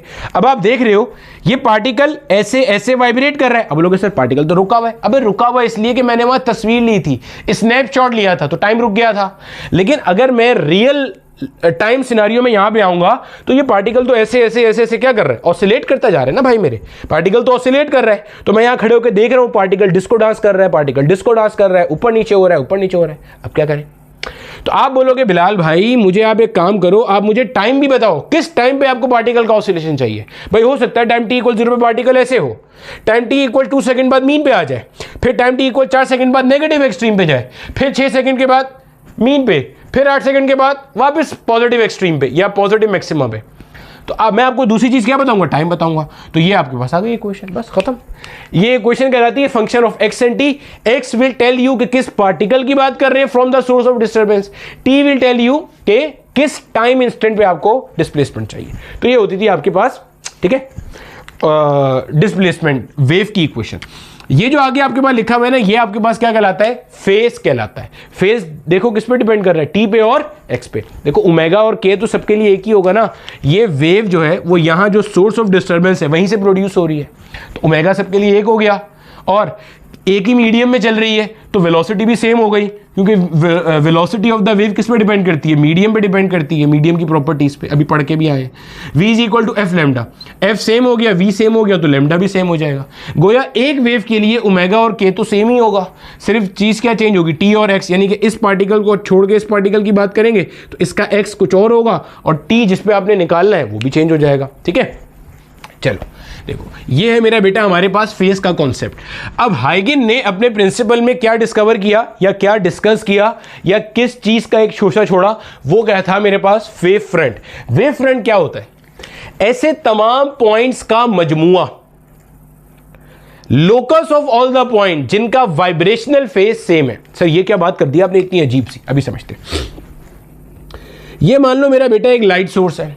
हाइगन ने क्या कहा था, हाइगन की थ्योरी पढ़ रहे हैं, ज़हन में रखना। हाइगन ने कहा था कोई भी जो ल्यूमिनस सोर्स है उससे लाइट इमिट होती है इन द फॉर्म ऑफ वेव्स, और बाद में मान लिया गया कि वो वेव कौन सी है, ट्रांसवर्स वेव है, पोलराइजेशन को एक्सप्लेन करते हुए। तो मान लो ये आपके पास लाइट सोर्स है, इससे हर डायमेंशन में ऐसे क्या हो रही है, लाइट इमिट होती जा रही है। हर डायमेंशन का मतलब है अगर यहाँ पे लाइट सोर्स है तो यहाँ भी लाइट निकल रही है, यहाँ भी, यहाँ भी, यहाँ भी, इधर भी, इधर भी, मतलब हर तरफ निकल रही है ना भाई। अगर मैं बल्ब जलाता हूँ तो ऐसे हर तरफ रोशनी होगी ना, ऐसे हर तरफ रोशनी होगी, ऐसे लाइट रे निकलती जा रही है आपके पास, हर तरफ लाइट रे निकल रही है, ठीक हो गया। मान लो टाइम t इक्वल 0 पे आपने बल्ब को ऑन किया था, टाइम t इक्वल 0 पे बल्ब को ऑन किया, कुछ टाइम के बाद, मान लो 3 सेकंड के बाद, टाइम t इक्वल 0 पे आपने बल्ब को ऑन किया तो ये लाइट रे निकलना शुरू हो गई, और जो वेव की स्पीड है उससे ट्रेवल करती हुई जाएंगी आगे की डायरेक्शन में। मान लो 3 सेकंड के बाद आपने यहां से x डिस्टेंस पे 3 टाइम t इक्वल 3 सेकंड के बाद कितने डिस्टेंस पे, x डिस्टेंस पे आपने यहां पे एक पॉइंट मार्क कर लिया, समझना। फिर मतलब उसी टाइम पे, टाइम t इक्वल 3 सेकेंड पे x डिस्टेंस पे एक पॉइंट मार्क किया, यहां पे भी मार्क किया पॉइंट, यहां पे भी मार्क किया पॉइंट, ये भी मार्क किया पॉइंट, ये भी मार्क किया पॉइंट। ये सारे पॉइंट्स कौन से हैं? ये सारे point time t equal 3 second पे मार्क हुए और डिस्टेंस सबका एक बराबर है। ये डिस्टेंस भी x है, x x x ये x है। अब इन सबको जोड़ दो, जल्दी से जोड़ दो जोड़ दो जोड़ दो। ये जो मेरा बेटा आपके पास प्लेन बना है, आप बोलोगे सर ये तो सर्कल बना है। सर्कल नहीं बना, ये स्फेयर बना है। क्यों? सोचो सोचो सोचो सोचो। ये पॉइंट सोर्स है, यहां से वेव इमिट हो रहा, कॉन्सेप्ट का फील लो पूरा। देखो यहां से आपके पास वेव इमिट होना शुरू हुई, कुछ वेव यहां जा रही है, कुछ वेव उधर जा रही है, कुछ यहां कुछ यहां कुछ यहां कुछ यहां कुछ यहां कुछ नीचे कुछ इधर, हर डायरेक्शन में वेव जा रही है, वेव जा रही है, वेव जा रही है। अब एक फिक्स टाइम के बाद, वो टाइम कोई भी हो सकता है, 3 सेकंड तो मैंने मिसाल ली है ना, हो सकता है टाइम t इक्वल 4 सेकंड ले लो, 2 सेकंड ले लो, कोई एट एनी टाइम, किसी भी टाइम t के बाद आप x डिस्टेंस यहां, x यहां, x यहां, x यहां, x यहां, x यहां, हर तरफ x डिस्टेंस आपने पॉइंट मार्क किए, इन पॉइंट को आपने जोड़ लिया आपस में। जब इन पॉइंट को जोड़ोगे तो ऐसे आपके पास एक बॉल सा बनेगा, एक स्फेयर बनेगा। क्यों भाई? हर डायरेक्शन में पॉइंट है ना, तो जोड़ने पे क्या बनेगा? स्फेरिकल बॉल बनेगा। ये जो स्फेरिकल बॉल है ये कहलाता है वेव फ्रंट। क्या कहला रहा है ये? Wave front. क्यों? क्योंकि ये उन सारे पॉइंट्स का कॉम्बिनेशन है जिनका वाइब्रेशनल फेज एक जैसा है। क्यों? वाइब्रेशनल फेज आपको कहां से मिलता है भाई? वाइब्रेशनल फेज का फॉर्मूला क्या था? y is equal to a sin omega t minus K X. देखो ये है ना फेज का कॉन्सेप्ट, ये है ना फेज आपके पास। क्या यहां से मान लो ये वाला पॉइंट का नाम था आपके पास लेट से a1, इस पॉइंट का नाम था a2, इसका नाम था a3, इसका नाम है a4, a5, a6, a7, a8। मुझे एक बात बताओ, क्या इस पॉइंट को आपने जब कंसीडर किया टाइम कितना था? 3 सेकेंड, x डिस्टेंस था। तो मान लो इसका अगर मैं a1 के लिए फेज लिखूं तो a1 के लिए फेज क्या हो जाएगा? Omega into 3 minus K x हो जाएगा। भाई टाइम कुछ भी हो सकता है, 3 मैंने समझाने के लिए लिया है, हो सकता है 2 सेकंड पे ले लेते, ठीक है। अगर मैं a2 का फेज लिखूं तो ये भी मैंने 3 सेकंड के बाद ही कंसीडर किया था। तो omega into 3 minus K x. इस तरह करते करते अगर मैं बिल्कुल a8 तक का फेज लिख लूं तो ये भी क्या बनेगा? ओमेगा इंटू 3 माइनस का के एक्स। गोया सबका फेज क्या है? एक बराबर है। पॉइंट समझ में आई है ये बात? भाई यहां से आप जितने टाइम बाद और जितने दूरी पे ये पॉइंट लिया, उतने ही टाइम बाद उतनी दूरी पे यहां का पॉइंट, उतने ही टाइम बाद उतनी दूरी पे यहां का पॉइंट, उतने ही टाइम बाद उतनी दूरी पे यहां का पॉइंट। तो इन सबको जोड़ने में क्या बन रहा है? एक स्फेयर बन रहा है। स्फेयर का जो सरफेस है ये कहला रहा है वेव फ्रंट। क्या कहला रहा है? Wave front. अब समझो वेव फ्रंट क्या है। लोकस, लोकस कहते हैं मजमुआ, combination. Locus of all the point having same vibrational phase. Locus of all the points having same vibrational phase. अब जब भी कभी ये स्फेयर को मैं यहां ड्रॉ करूंगा वेव फ्रंट को, तो ऐसे सर्कल होगा, क्योंकि यहां पे तो मैं 3 डायमेंशन में शो नहीं कर सकता। लेकिन आपने इमेजिन करना है ये पूरा एक क्या है? स्फेयर है। तो ये क्या है? वेव फ्रंट है। This is a wave front, this is a wave front. और ये वेव फ्रंट जाहिर है आगे बढ़ता जाएगा, हर डायरेक्शन में बढ़ता जाएगा ना ये वेव फ्रंट, तो बढ़ता जाएगा वेव फ्रंट। वेव स्पीड से मूव करता चल रहा है ये। तो लोकस ऑफ, लिख लेना, वेव फ्रंट क्या है? Locus of all the points on a plane having a common vibrational phase, जिनका वाइब्रेशनल फेस क्या होगा? एक बराबर होगा। ये क्या कहलाते हैं आपके पास? ये आपके पास कहलाते हैं वेव फ्रंट्स। क्लियर हो गया? इसको एक और तरह से भी आप इमेजिन कर सकते हो। देखो आप नोट करो, आपने कभी नोट किए कि जब हमारे पास किसी भी एनिमेशन के अंदर स्पीकर वगैरह को चला के दिखाया जाता है, मान लो ये स्पीकर है, तो इस स्पीकर से ना ऐसे ऐसे करके गोले गोले गोले निकाल के दिखाए जाते हैं कि ये गोले गोले गोले आपके पास हर डायरेक्शन में प्रोपेगेट करते जा रहे हैं। कभी देखा है आपने ये चीज़? ये स्पीकर ऐसे साउंड कर रहा है बूम बूम बूम बूम करके, तो ऐसे गोल गोल गोल गोल से, ये वेव फ्रंट्स ही तो होते हैं। और क्या होता है? सोचो टाइम t इक्वल 0 पे ये वेव फ्रंट यहां था, कुछ टाइम के बाद यहां पे आया, आपने एक पॉइंट यहां लिया, एक पॉइंट यहां लिया, एक यहां लिया, एक यहां लिया, एक यहां, ये सारे के सारे क्या है? Wave fronts. मतलब इन ये सारे तो पॉइंट्स हैं, आई एम वेरी सॉरी, ये सारे तो पॉइंट्स हैं। इन पॉइंट्स को जोड़ने पर जो प्लेन सरफेस बना है वो कहलाता है wave front. Locus of combination of all the points having a common vibrational phase, this is termed as wave front. Clear है? ये पहला पॉइंट था, कॉपी कर लो जल्दी से। अब देखो मेरा बेटा, हमने एक पॉइंट पढ़ लिया ना वेव फ्रंट का क्या कॉन्सेप्ट है। अब देखो दूसरे पॉइंट की तरफ चलते हैं। ये मान लो मेरा बेटा हमारे पास वही एक ल्यूमिनस बॉडी है, एक ल्यूमिनस सोर्स है जहां से लाइट रे इमिट हो रही है, वो हर डायरेक्शन में जा रही है, 3 डायमेंशन में हर तरफ जा रही है। आपने यहां पे मान लो एक अदद क्या बनाया, एक अदद आपने वेव फ्रंट बनाया। कैसे बनाया अभी आपने सीख लिया ना। हर डायरेक्शन में लाइट रे जा रही है। आपने टाइम t सेकंड के बाद x डिस्टेंस दूर आपने हर तरफ पॉइंट्स बनाए और उनका एक आपने कॉमन प्लेन बना लिया। इससे परेशान नहीं होना अगर आपके जहन में ये सवाल आ रहा है कि सर क्या हर तरफ हमेशा ये स्फेयर ही बनेगा, स्फेरिकल वेव फ्रंट्स बनेंगे। इसका आंसर अभी पॉइंट 3 में आएगा। कोई लाजमी नहीं होगा कि स्फेरिकल ही बने। अभी मैं कैसी सोर्स ले रहा हूं, पॉइंट सोर्स ले रहा हूं। जो पॉइंट सोर्स है उससे हर तरफ आपके पास क्या होगा, उससे हर तरफ एक जैसी लाइट फैलेगी।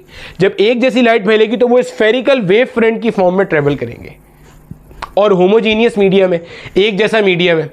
सोच के देखो, सही देखो। अब इसी तरह से ये मान लो मैंने यहां से कोई x1 की दूरी पे लिया है। यहां से अगर मैं x2 की दूरी पे मान लीजिए एक और यहां पे वेव फ्रंट ड्रॉ करूं।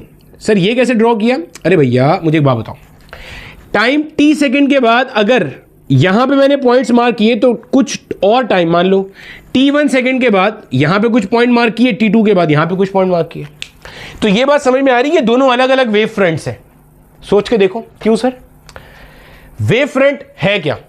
वो सारे पॉइंट्स का कॉम्बिनेशन है जिनका फेज एक जैसा है। और फेज क्या है भाई? अभी पढ़ के आए हो आप थोड़ी देर पहले। फेज क्या है? ओमेगा टी माइनस का के एक्स। मुझे एक बात बताओ, यहां पे और यहां पे वेव एक टाइम पे होगी या अलग अलग होगी? अलग अलग होगी ना भाई। ये वेव पहले निकली होगी तभी कुछ ज्यादा टाइम के बाद यहां पहुंची है, ये वेव बाद में निकली है तो कम टाइम के बाद यहां पहुंची है, तो टाइम भी अलग हो गया भाई। ये वेव बाद में यहां आई है ना। पॉइंट समझ में आ रही है ये बात? ठीक है, ये पहले की निकली हुई होगी वेव, ये बाद में निकली होगी वेव। और x भी देखो आपको अलग अलग नजर आ रहा है। x1 सोर्स से यहां तक का फासला कुछ और है और ये फासला क्या है? कुछ और है। तो ये वेव फ्रंट अलग है, ये वेव फ्रंट क्या है? अलग है। तो वेव फ्रंट आप ऐसे निकालते हो। कैसे? Combination of all the point जिनका फेस कैसा है, वाइब्रेशनल फेस कैसा है, एक बराबर है। अब यहां पे जो पॉइंट नंबर 2 है ना, वो ये कहता है जो direction of propagation of wave है, जो direction of propagation of wave है, जो direction of propagation of wave है। और यहां कौन सी वेव की बात चल रही है? लाइट वेव की। और लाइट वेव की जो एक लाइन बनती है इसको लाइट रे भी कहते हैं। तो direction of propagation of wave is perpendicular to wave front at every point, is perpendicular to wave front at every point. परेशान नहीं होना, आसान सा अभी समझते हैं। देखो मतलब यहां से लाइट रे ऐसे जा रही है, ये लाइट रे ऐसे जा रही है, ये लाइट रे ऐसे जा रही है, ये लाइट रे, यानी कि आप नोट करो ये angle 90 degree, angle 90 degree, angle 90 degree, angle कहीं किसी भी वेव फ्रंट पे बना रहा हो एंगल 90 डिग्री आएगा। सर ऐसा क्यों हो रहा है? कॉन्सेप्ट का फील लेते हैं जरा, अभी देखते हैं। देखो इमेजिन करना जरा इसको, ये वाला पॉइंट इमेजिन करा रहा हूं। पहले देखो अभी तक आपने पढ़ा क्या? यहां मान लो एक लाइट सोर्स है, यहां से लाइट रे निकल रही है ऐसे ऐसे ऐसे ऐसे ऐसे ऐसे हर डायरेक्शन में। आपने किसी कॉमन टाइम के बाद, टाइम t = 0 पे लाइट निकलना शुरू हुई, ऐसे जा रही है जा रही है जा रही है। टाइम 2 सेकंड के बाद आपने एक स्नैपशॉट लिया, बोला रुक जाए यहीं पर ही। अब 2 सेकंड के बाद आपने x डिस्टेंस, x कुछ भी हो सकता है, मान लो 1 सेंटीमीटर, 1 सेंटीमीटर दूर 2 सेकंड पे एक पॉइंट मार्क किया, 1 सेंटीमीटर दूर 2 सेकंड पे एक पॉइंट, ऐसे हर डायरेक्शन में आपने 360 डिग्री पे पूरे पॉइंट ही पॉइंट मार्क कर दिए। अब इनको जोड़ा तो ऐसे एक स्फेरिकल वेव फ्रंट बन गया।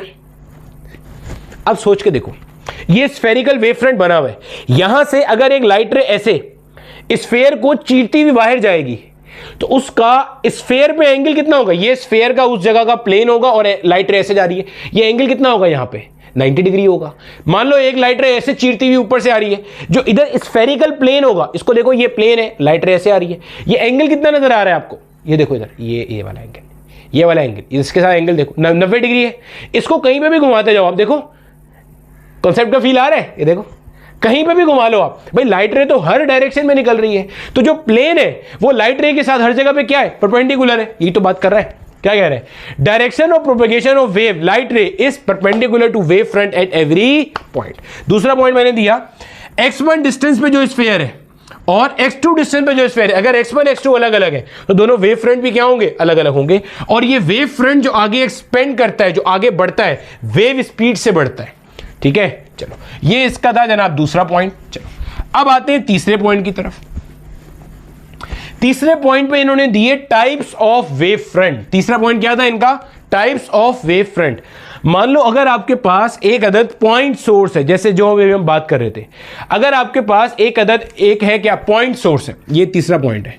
अगर आपके पास एक पॉइंट सोर्स है तो पॉइंट सोर्स के लिए भी हमने देखा था कैसा वेव फ्रंट था आपके पास, स्फेरिकल वेव फ्रंट था। कैसा था? स्फेरिकल। ज़हन में रखेंगे अपने पास बात।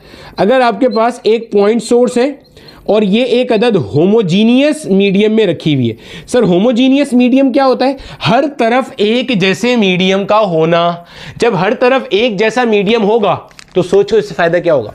फायदा ये होगा, मान लो यहां से लाइट रे निकली, आगे जाने के लिए, पीछे जाने के लिए, इधर जाने के लिए, इधर जाने के लिए। सोचो सोचो सोचो, समझो। मान लो जो मीडियम आगे है वही मीडियम पीछे है, वही यहां है, वही यहां है। लाइट रे निकली तो 2 सेकंड में, और से सुनना, 2 सेकंड में यहां से लाइट जितना आगे जाएगी, 2 सेकंड में यहां से इधर भी उतना जाएगी, इधर भी इतना, इधर भी इतना। तो स्फेयर बनेगा जिसकी हर तरफ से डायमेंशन एक बराबर होगी। लेकिन सोचो अगर ये पॉइंट सोर्स ऐसे रखी हुई है कि आगे कोई रेयरर मीडियम है, पीछे कोई डेंसर मीडियम है। अब हमें क्या बात पता है कि डेंसर मीडियम में लाइट की स्पीड कम होती है, रेयरर में ज्यादा होती है। भाई न्यूटन ने उल्टा बोला था, थ्योरी डिस्कार्ड हो गई ना। एक्चुअल में क्या है, डेंसर में स्पीड कम है, रेयरर में ज्यादा है। अब मान लो थोड़ी देर के लिए कि आगे रेयरर मीडियम है और पीछे डेंसर मीडियम है, तो 2 सेकंड में यहां पे लाइट ज्यादा आगे निकल जाएगी और पीछे लाइट कम आएगी। तो परफेक्ट स्फेयर नहीं बनेगा, अजीब सा कुछ इल बतौड़ी सी शेप बन जाएगी। पॉइंट समझ में आ रहा है? तो अगर पॉइंट सोर्स है और आपके पास होमोजीनियस मीडियम है तो आपके पास स्फेरिकल वेव फ्रंट्स बनते हैं। कैसे बनते हैं भाई? Spherical wave front. और किताब वाले ना इसको ऐसे ऐसे बना के दिखाते हैं, तो समझ जाना ये अलग अलग वेव फ्रंट्स हैं भाई मेरे।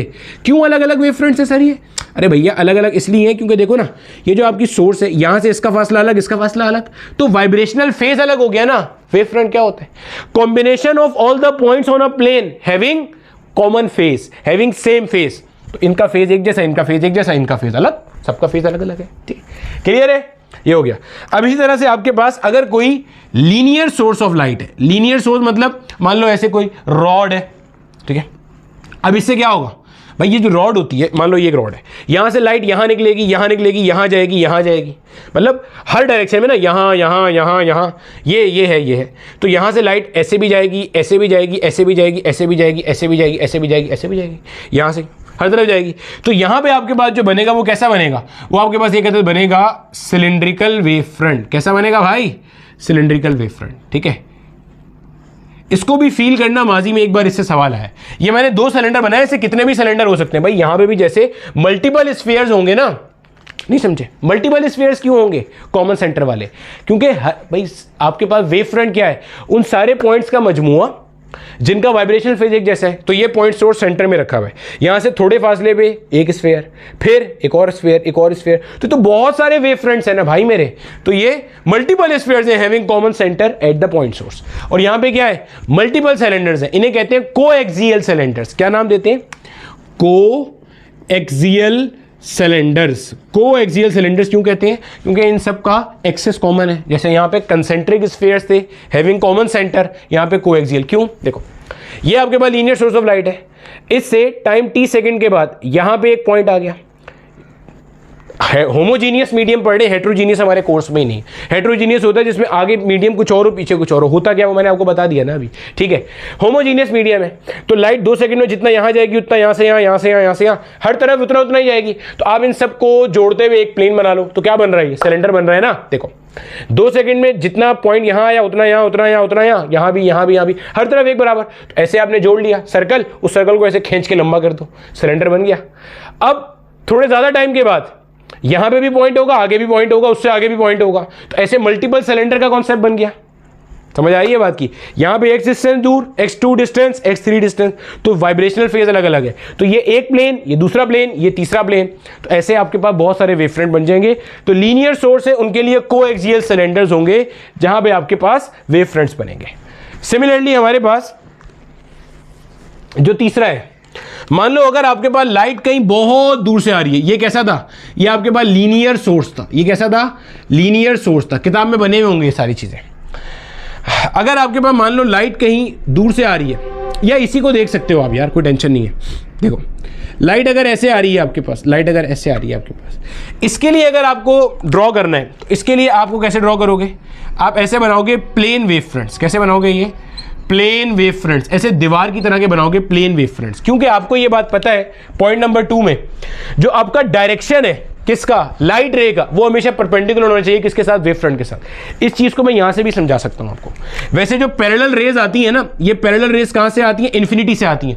बहुत दूर अगर कोई लाइट रे, जैसे सूरज है बहुत दूर है, वहां से जो लाइट रेज आ रही है उन्हें आप मान के चलते हो कि वो कैसी आ रही है, पैरेलल लाइट रेज आ रही है। तो जब पैरेलल लाइट रेज आ रही है उनके लिए जब आपने वेव फ्रंट बनाना है तो वो कैसा होगा, परपेंडिकुलर होगा। समझना ये बात। हमने क्या बात पढ़ी, हमने ये बात पढ़ी मेरे भाई, हमने क्या बात पढ़ी, हमने ये बात पढ़ी जो लाइट रे है वो वेव फ्रंट के साथ हमेशा परपेंडिकुलर होगी। तो आप देखो, ये मान लो, ये देखो, ये हमारी छोटे की जो है ना वो चेयर है, उस चेयर का जो है ना वो डब्बा है जिसको आज हमने एक्सपेरिमेंट की नज़र कर दी है, ठीक है। देखो, ये मान लो लाइट रे बहुत दूर से आ रही है। अब इसके साथ अगर मुझे परपेंडिकुलर वेव फ्रंट बनाना है तो भाई वो ऐसे दीवार की तरह बनेगा ना, इसको कहते हैं प्लेन वेव फ्रंट। ये लाइट रे गुजर गई, देखो इसके साथ ये कैसा है, परपेंडिकुलर है, नजर आ रहा है। सिलिंड्रिकल में भी तो था इसी तरह का, देखो ना सिलिंड्रिकल में क्या था, ये लाइट सोर्स थी, यहां से लाइट रे ऐसे निकल रही है तो जो सिलेंडर का सरफेस होगा, ये लाइट रे जा रही है, जो सिलेंडर का सरफेस है परपेंडिकुलर है। कहीं भी घूम जाओ भाई, ये अगर लीनियर सोर्स थी, लाइट तो हर तरफ निकल रही है, ऐसे ऐसे हर तरफ निकल रही है, तो ये सिलेंडर का सरफेस यहाँ पे था, यहाँ घूमोगे तो सिलेंडर का सरफेस भी ऐसा हो जाएगा। लाइट रे ऐसे जा रही है, ऐसे जा रही है, ऐसे जा रही है, कहीं से भी जा रही है, कहीं से भी जा रही है, वो क्या है आपके पास, परपेंडिकुलर है। तो पॉइंट सोर्स के लिए spherical wave front, linear source के लिए coaxial cylindrical wave fronts, parallel light rays के लिए प्लेन वेव फ्रंट्स। ठीक हो गया भाई साहब, ये आपका तीसरा पॉइंट था, कॉपी कर लीजिए, आगे चलते हैं। अब देखो मेरा बेटा, जो हमारे पास पॉइंट नंबर 4 और पॉइंट नंबर 5 है ना, इसको आप कहते हो Huygens principle of secondary wavelets या सेकेंडरी वेव फ्रंट्स। वो किताब में जो अंडे मुंडे बने होते हैं ना, वो अक्सर यहीं से बनते हैं, कोई टेंशन नहीं, सब समझ में आएगा। देखो पहले मैं लिख देता हूं यहां पे, every point on the wave front, every point on the wave front acts as a source of secondary disturbance, secondary disturbance, hence emitting secondary, spelling देख लेना भाई, hence emitting secondary wavelets. These wavelets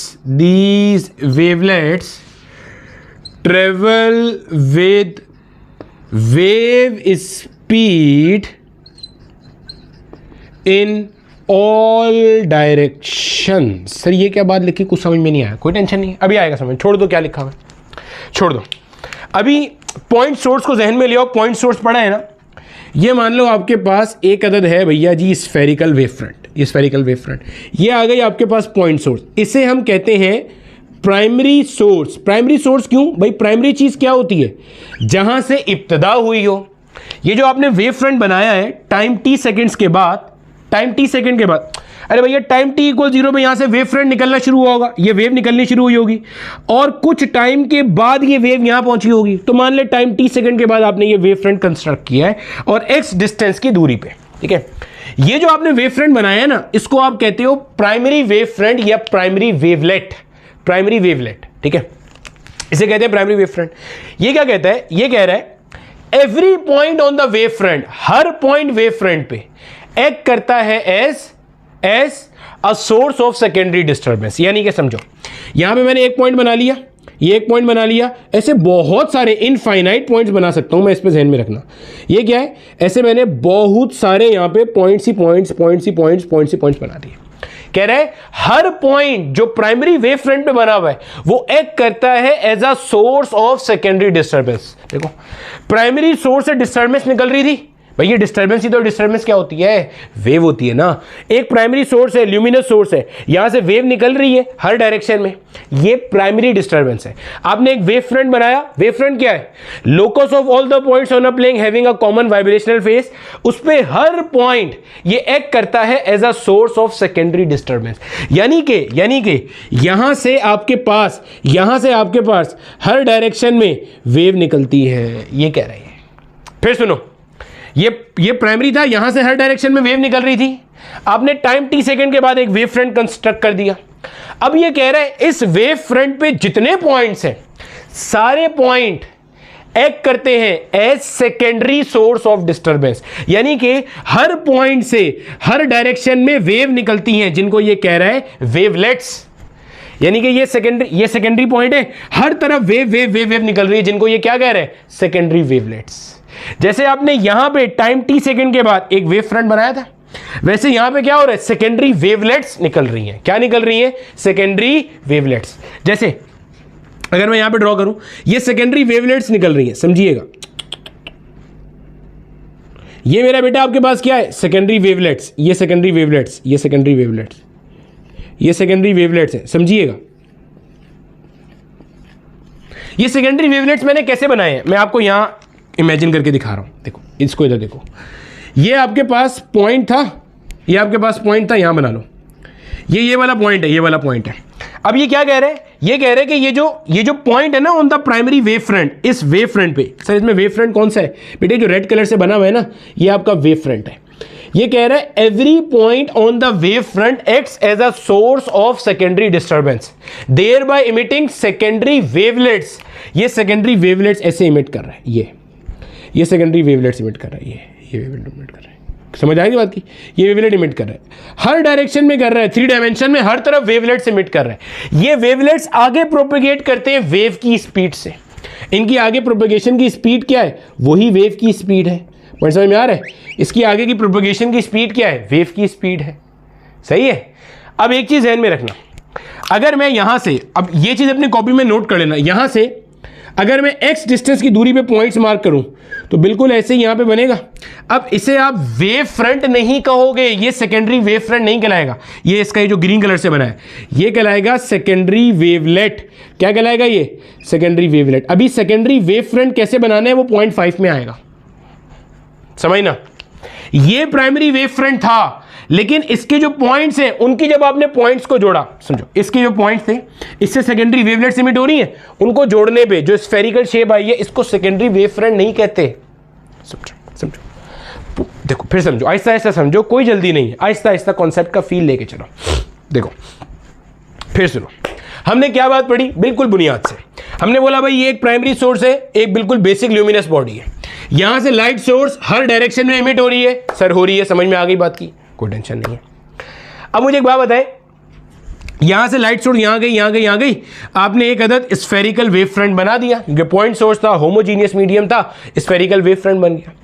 अब आपने कहा point, ये जो हम 4 पढ़ रहे हैं, every point on this wave front will act as a source of secondary disturbance, वहां से फर्दर वेव्स इमिट होगी। आपने मान ली ये बात, ये जो फर्दर वेव इमिट हो रही है इन्हें आपने नाम दिया सेकेंडरी वेवलेट्स का। ठीक है भाई, ये जो सेकेंडरी वेव्स इमिट हो रही हैं इनसे आपने बनाए ये सेकेंडरी वेवलेट्स, ये सेकेंडरी वेवलेट्स। ये सेकेंडरी वेवलेट्स आगे प्रोपेगेट करेंगे विद द वेव स्पीड, यही लिखा हुआ है, these wavelet travel with the wave speed. इनको आप सेकेंडरी वेव फ्रंट नहीं कहोगे, इनको आप सेकेंडरी वेव फ्रंट नहीं कहोगे। क्यों? सेकेंडरी वेव फ्रंट क्या होगा, अभी देखते हैं कैसे बनेगा। इनको क्या होगा भाई, सेकेंडरी वेवलेट्स। इस प्राइमरी सोर्स से, ये प्राइमरी जो आपका प्राइमरी सोर्स था, यहां से आपने बनाया ये primary wave front. Secondary wavelets क्या है, ये आपका सेकेंडरी सोर्स ऑफ डिस्टर्बेंस है, यहां से अपनी अपनी वेव्स इमिट हो रही हैं, ये वेव्स आगे प्रोपेगेट करती जा रही हैं। समझ आ गई, ये सेकेंडरी वेवलेट्स है, ये जो वेव्स है ना, ये वेव्स आगे जा रही हैं। समझ आई। सेकेंडरी वेव फ्रंट कैसे बनाएंगे, उसके लिए मैं आपको भाई यहां पॉइंट नंबर 5 लिख देता हूं। A common tangent to these secondary wavelets, a common tangent to these secondary wavelets will give secondary wave fronts। समझिएगा बात को, a common tangent to these secondary wavelets will give secondary wave front। अब देखो आपने क्या किया, समझिएगा जरा ये बात अच्छे से देखना, फिर बना के दिखा दूंगा। देखो ये जो वेवलेट है, ये ग्रीन कलर से क्या बना है, वेवलेट। जो सेकेंडरी सोर्स ऑफ डिस्टर्बेंस से इमिट हुआ और आगे जा रहा है, इसकी आगे जाने की स्पीड क्या है, ये जो ग्रीन वाली चीज है, इसकी आगे जाने की स्पीड क्या है, वो ये जो वेव की स्पीड है। लाइट मान के चल रही है ना, लाइट के बारे में बात कर रहे हैं, तो लाइट के आगे बढ़ने की स्पीड क्या होती है, c होती है। गोया इसने कितना डिस्टेंस कवर किया होगा, c डेल्टा टी। अगर मैं डेल्टा टी टाइम की बात करूं, इसने आगे कितना डिस्टेंस कवर किया होगा, c डेल्टा टी। इसने कितना किया, वही c delta T, c delta T, c delta T, c delta T, यानी कि हर एक ने आगे डिस्टेंस कितना कवर किया है, c डेल्टा टी। अरे भैया फिर सुनो, फिर समझो, कोई जल्दी नहीं है, आहिस्ता आहिस्ता कॉन्सेप्ट का फील लेके चलो। हमारा मकसद तो किताब में लिखी हुई एक एक बात पढ़ना समझना है। देखो, आपने टाइम t सेकंड के बाद यहां पे आगे एक वेव फ्रंट बनाया। आपने कहा इस वेव फ्रंट का हर point source of secondary disturbance है जहां से सेकेंडरी वेव इमिट हो रही है। टाइम t इक्वल 0 पे सेकेंडरी वेव यही थी। और जनाब डेल्टा t टाइम के बाद तो टोटल टाइम कितना हो जाएगा, t तक ये वेव फ्रंट था, डेल्टा t ये रहा, तो टोटल टाइम हो गया t प्लस डेल्टा t। तो t प्लस डेल्टा t के बाद ये वेवलेट यहां तक पहुंच गया, ये वेवलेट यहां, ये वेवलेट यहां। अब आप बना रहे हो सेकेंडरी वेव फ्रंट, तो ये कह रहे हैं कॉमन टेंजेंट। अगर मैं इसके ऊपर एक कॉमन टेंजेंट ड्रॉ करूं तो देखो ये बनता है। देखो ये जो मैंने बनाया ना, ये कहलाता है जनाब सेकेंडरी वेव फ्रंट। सोच के देखो, सेकेंडरी वेव फ्रंट क्या है, combination of all the point having same vibrational phase. तो भाई ये पॉइंट, ये पॉइंट, ये पॉइंट, ये पॉइंट, ये पॉइंट, इन सब का वाइब्रेशनल फेस क्या होगा, एक बराबर। क्योंकि इस पॉइंट का यहां से फासला देखो, इस पॉइंट का फासला, इसका फासला x सेम है, और t प्लस डेल्टा टी में सब यहां पहुंचे। समझ आई? फिर बना के दिखा रहा हूं यहां पे, देखो गौर से देखो, देखो समझो। यहां पे सबसे पहले आपने क्या पढ़ा, आपने कहा भाई मान लीजिए यहां पे आपके पास कोई एक प्राइमरी सोर्स है, ये प्राइमरी सोर्स है। इस प्राइमरी सोर्स से आपके पास एक वेव फ्रंट इमिट हुआ, हो गया एक वेव फ्रंट इमिट। अब पीछे का हिस्सा नहीं बना रहा, सिर्फ आगे का बना रहा हूं। भाई जितना डिस्टेंस x यहां है उतना ही यहां है, उतना ही यहां है, उतना ही यहां है। समझ आती है बात आपको? ठीक है। अब इसने कहा कि भाई इस पॉइंट पे जितने भी इस वेव फ्रंट पे जितने भी पॉइंट्स हैं, इस वेव फ्रंट पे मेरे भाई जितने भी पॉइंट्स हैं, all these points are the source of secondary disturbance. ये सेकेंडरी वेवलेट्स इमिट करेंगे। अब देखो ये जो सेकेंडरी वेवलेट्स है, देखो ये अगर बनाता हूं तो इस तरीके का बनेगा। अब पीछे भी होगा, दायरे मैंने बनाने ना, पीछे इस तरीके का होगा। ये सेकेंडरी वेवलेट्स है मेरे भाई, हर डायरेक्शन में वेव इमिट हो रही है, तो आपने कवर कर लिया। अब इनका जो डिस्टेंस है, इनका जो ये रेडियस है ना, ये जो रेडियस है ये किसके बराबर है, c डेल्टा t के बराबर है। क्यों c डेल्टा t क्या है, ये सेकेंडरी वेवलेट आगे जा रही है। भाई सेकेंडरी वेव शुरू में तो यही होगी ना, फिर ऐसे प्रोपोगेट करती हुई गई होगी हर डायरेक्शन में, तो c स्पीड से ऐसे प्रोपोगेट करती हुई जा रही है। डेल्टा t टाइम के बाद यहां पहुंच गई। सिमिलरली इसने भी डिस्टेंस कितना कवर किया, c डेल्टा t। ये कौन सी इक्वेशन है भाई, s is equal to v into T वाली इक्वेशन है। ठीक है, तो ये डेल्टा टी टाइम के बाद यहाँ, डेल्टा टी टाइम के बाद यहाँ, ये भी यहाँ सी डेल्टा टी, इसने भी डिस्टेंस कवर किया सेकेंडरी वेवलेट ने, इसने भी सी डेल्टा टी कवर किया, हो गया ये सेकेंडरी वेवलेट। अब पढ़ो, common tangent to these secondary wavelets will give secondary wave fronts. अब ये आपके पास, ये देखो, अब मुझे इस पे कॉमन टेंजेंट बनाना है। ये कॉमन टेंजेंट बन गया। ये जो मैंने ब्लू कलर से बनाया ना, ये कहला रहा है आपके पास secondary wave front. Wave front क्या है, combination of all the points having common vibrational phase. तो ये वाला जो पॉइंट था ये उठ के समझो यहां आ गया, ये वाला पॉइंट उठ के यहां आ गया, ये वाला पॉइंट उठ के यहां आ गया, ये यहां आ गया। फिर क्या होगा, हर point on the wave front act करेगा as a source of secondary disturbance. ये फिर इमिट करेगा ऐसे ऐसे ऐसे ऐसे, सही हो गया। फिर कुछ टाइम के बाद ये C delta T, C delta T, C delta T, C delta T, फिर ये आपके पास वेव फ्रंट हो गया। फिर ये वाला पॉइंट यहाँ आ गया, ये वाला पॉइंट यहाँ आ गया, ये वाला पॉइंट यहाँ आ गया, ये पॉइंट यहाँ आ गया। फिर ये इमिट करेगा, वेव इमिट करेगा, ऐसे, फिर ऐसे। तो हमने ये सीखा यहाँ से कि आपके पास लाइट एज ए वेव किसी मीडियम में कैसे प्रोपेगेट करती है, वेव फ्रंट्स होते हैं। Every point on the wave front act as a source of secondary disturbance, जहां से वेवलेट्स इमिट होती हैं।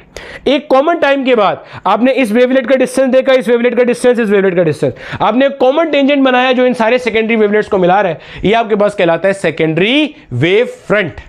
अब जब आप किताब में देखोगे तो किताब में ऐसे भी दिया हुआ है। ये मान लो आपके पास एक लीनियर सोर्स है, समझिएगा बात को, एक लीनियर सोर्स है, ये एक वेव फ्रंट है, ये एक वेव फ्रंट है, समझना। ये बात आपने पढ़ी थी ना, अभी थोड़ी देर पहले पढ़ के आए थे। अगर लाइट रे ऐसे है, लीनियर सोर्स से नहीं देखो, किताब में प्लेन वेव फ्रंट से दिया हुआ, उससे देख लो। अगर लाइट रेज ऐसे प्रोपेगेट कर दी है, पैरेलल जा रही है, इसका मतलब सोर्स कहीं बहुत दूर रखा हुआ है। इसका वेव फ्रंट कैसे होता है, ऐसे प्लेन वेव फ्रंट होता है, जो मैंने अभी आपको छोटे के खिलौने से भी खेल के दिखाया था, ऐसे। ये प्लेन वेव फ्रंट है। लाइट रेज ऐसे जा रही है, प्लेन वेव फ्रंट है, हर पॉइंट इस पे एक्ट करेगा as source of secondary disturbance. तो देखो ये एक पॉइंट है, मान लो यहाँ से ऐसे आपके पास ये इमिट करेगा, ये एक पॉइंट है ऐसे इमिट करेगा, एक पॉइंट ऐसे। अब इसका ये डिस्टेंस कितना होगा, ये डिस्टेंस सबका एक ही जितना होगा क्योंकि होमोजीनियस मीडियम है हर तरफ, C delta T C delta T C delta T. तो जनाबे वाला यहाँ पे आपने इनका कॉमन टेंजेंट बनाया, ये आपके पास आ गया नया वेव फ्रंट, ये सेकेंडरी वेवलेट्स हैं और इनका common tangent secondary wave front. अब ये पॉइंट उठ के यहाँ आ गया, ये पॉइंट उठ के यहाँ, ये पॉइंट यहाँ, ये फिर इमिट करेगा, ये फिर इमिट करेगा, ये फिर यहाँ पे आ जाएगा। इस तरीके से आगे कहानी क्या होगी, चलती जाएगी। ये था मेरे भाई हमारे पास हाइगन का वेव प्रिंसिपल। एक एक पॉइंट हमने बहुत तफसील से अच्छे तरीके से पोस्टमार्टम करके पढ़ा है, उम्मीद है आपको समझ में आया होगा। जो अगला लेक्चर है वो हमारा इंटरफेरेंस ऑफ लाइट रेस को लेके होगा, बहुत डिटेल से देखेंगे ताकि उससे आगे जो हमने थॉमस यंग का कारनामा पढ़ना है, यंग्स डबल होल एक्सपेरिमेंट या young double slit experiment YDSE के नाम से, वो हमें समझ में आ जाए। इस पूरे लेक्चर का लुब्बे लुबाब ये है, हाइगन का वेव प्रिंसिपल जो लाइट को एज ए वेव मानता है, आपने उसी को लेके चलना है और उससे इंटरफेरेंस, डायफ्रैक्शन, पोलराइजेशन सारे फिनोमेना को एक्सप्लेन करना है। अगले लेक्चर तक के लिए पढ़ते पढ़ाते रहो, खुश रहो।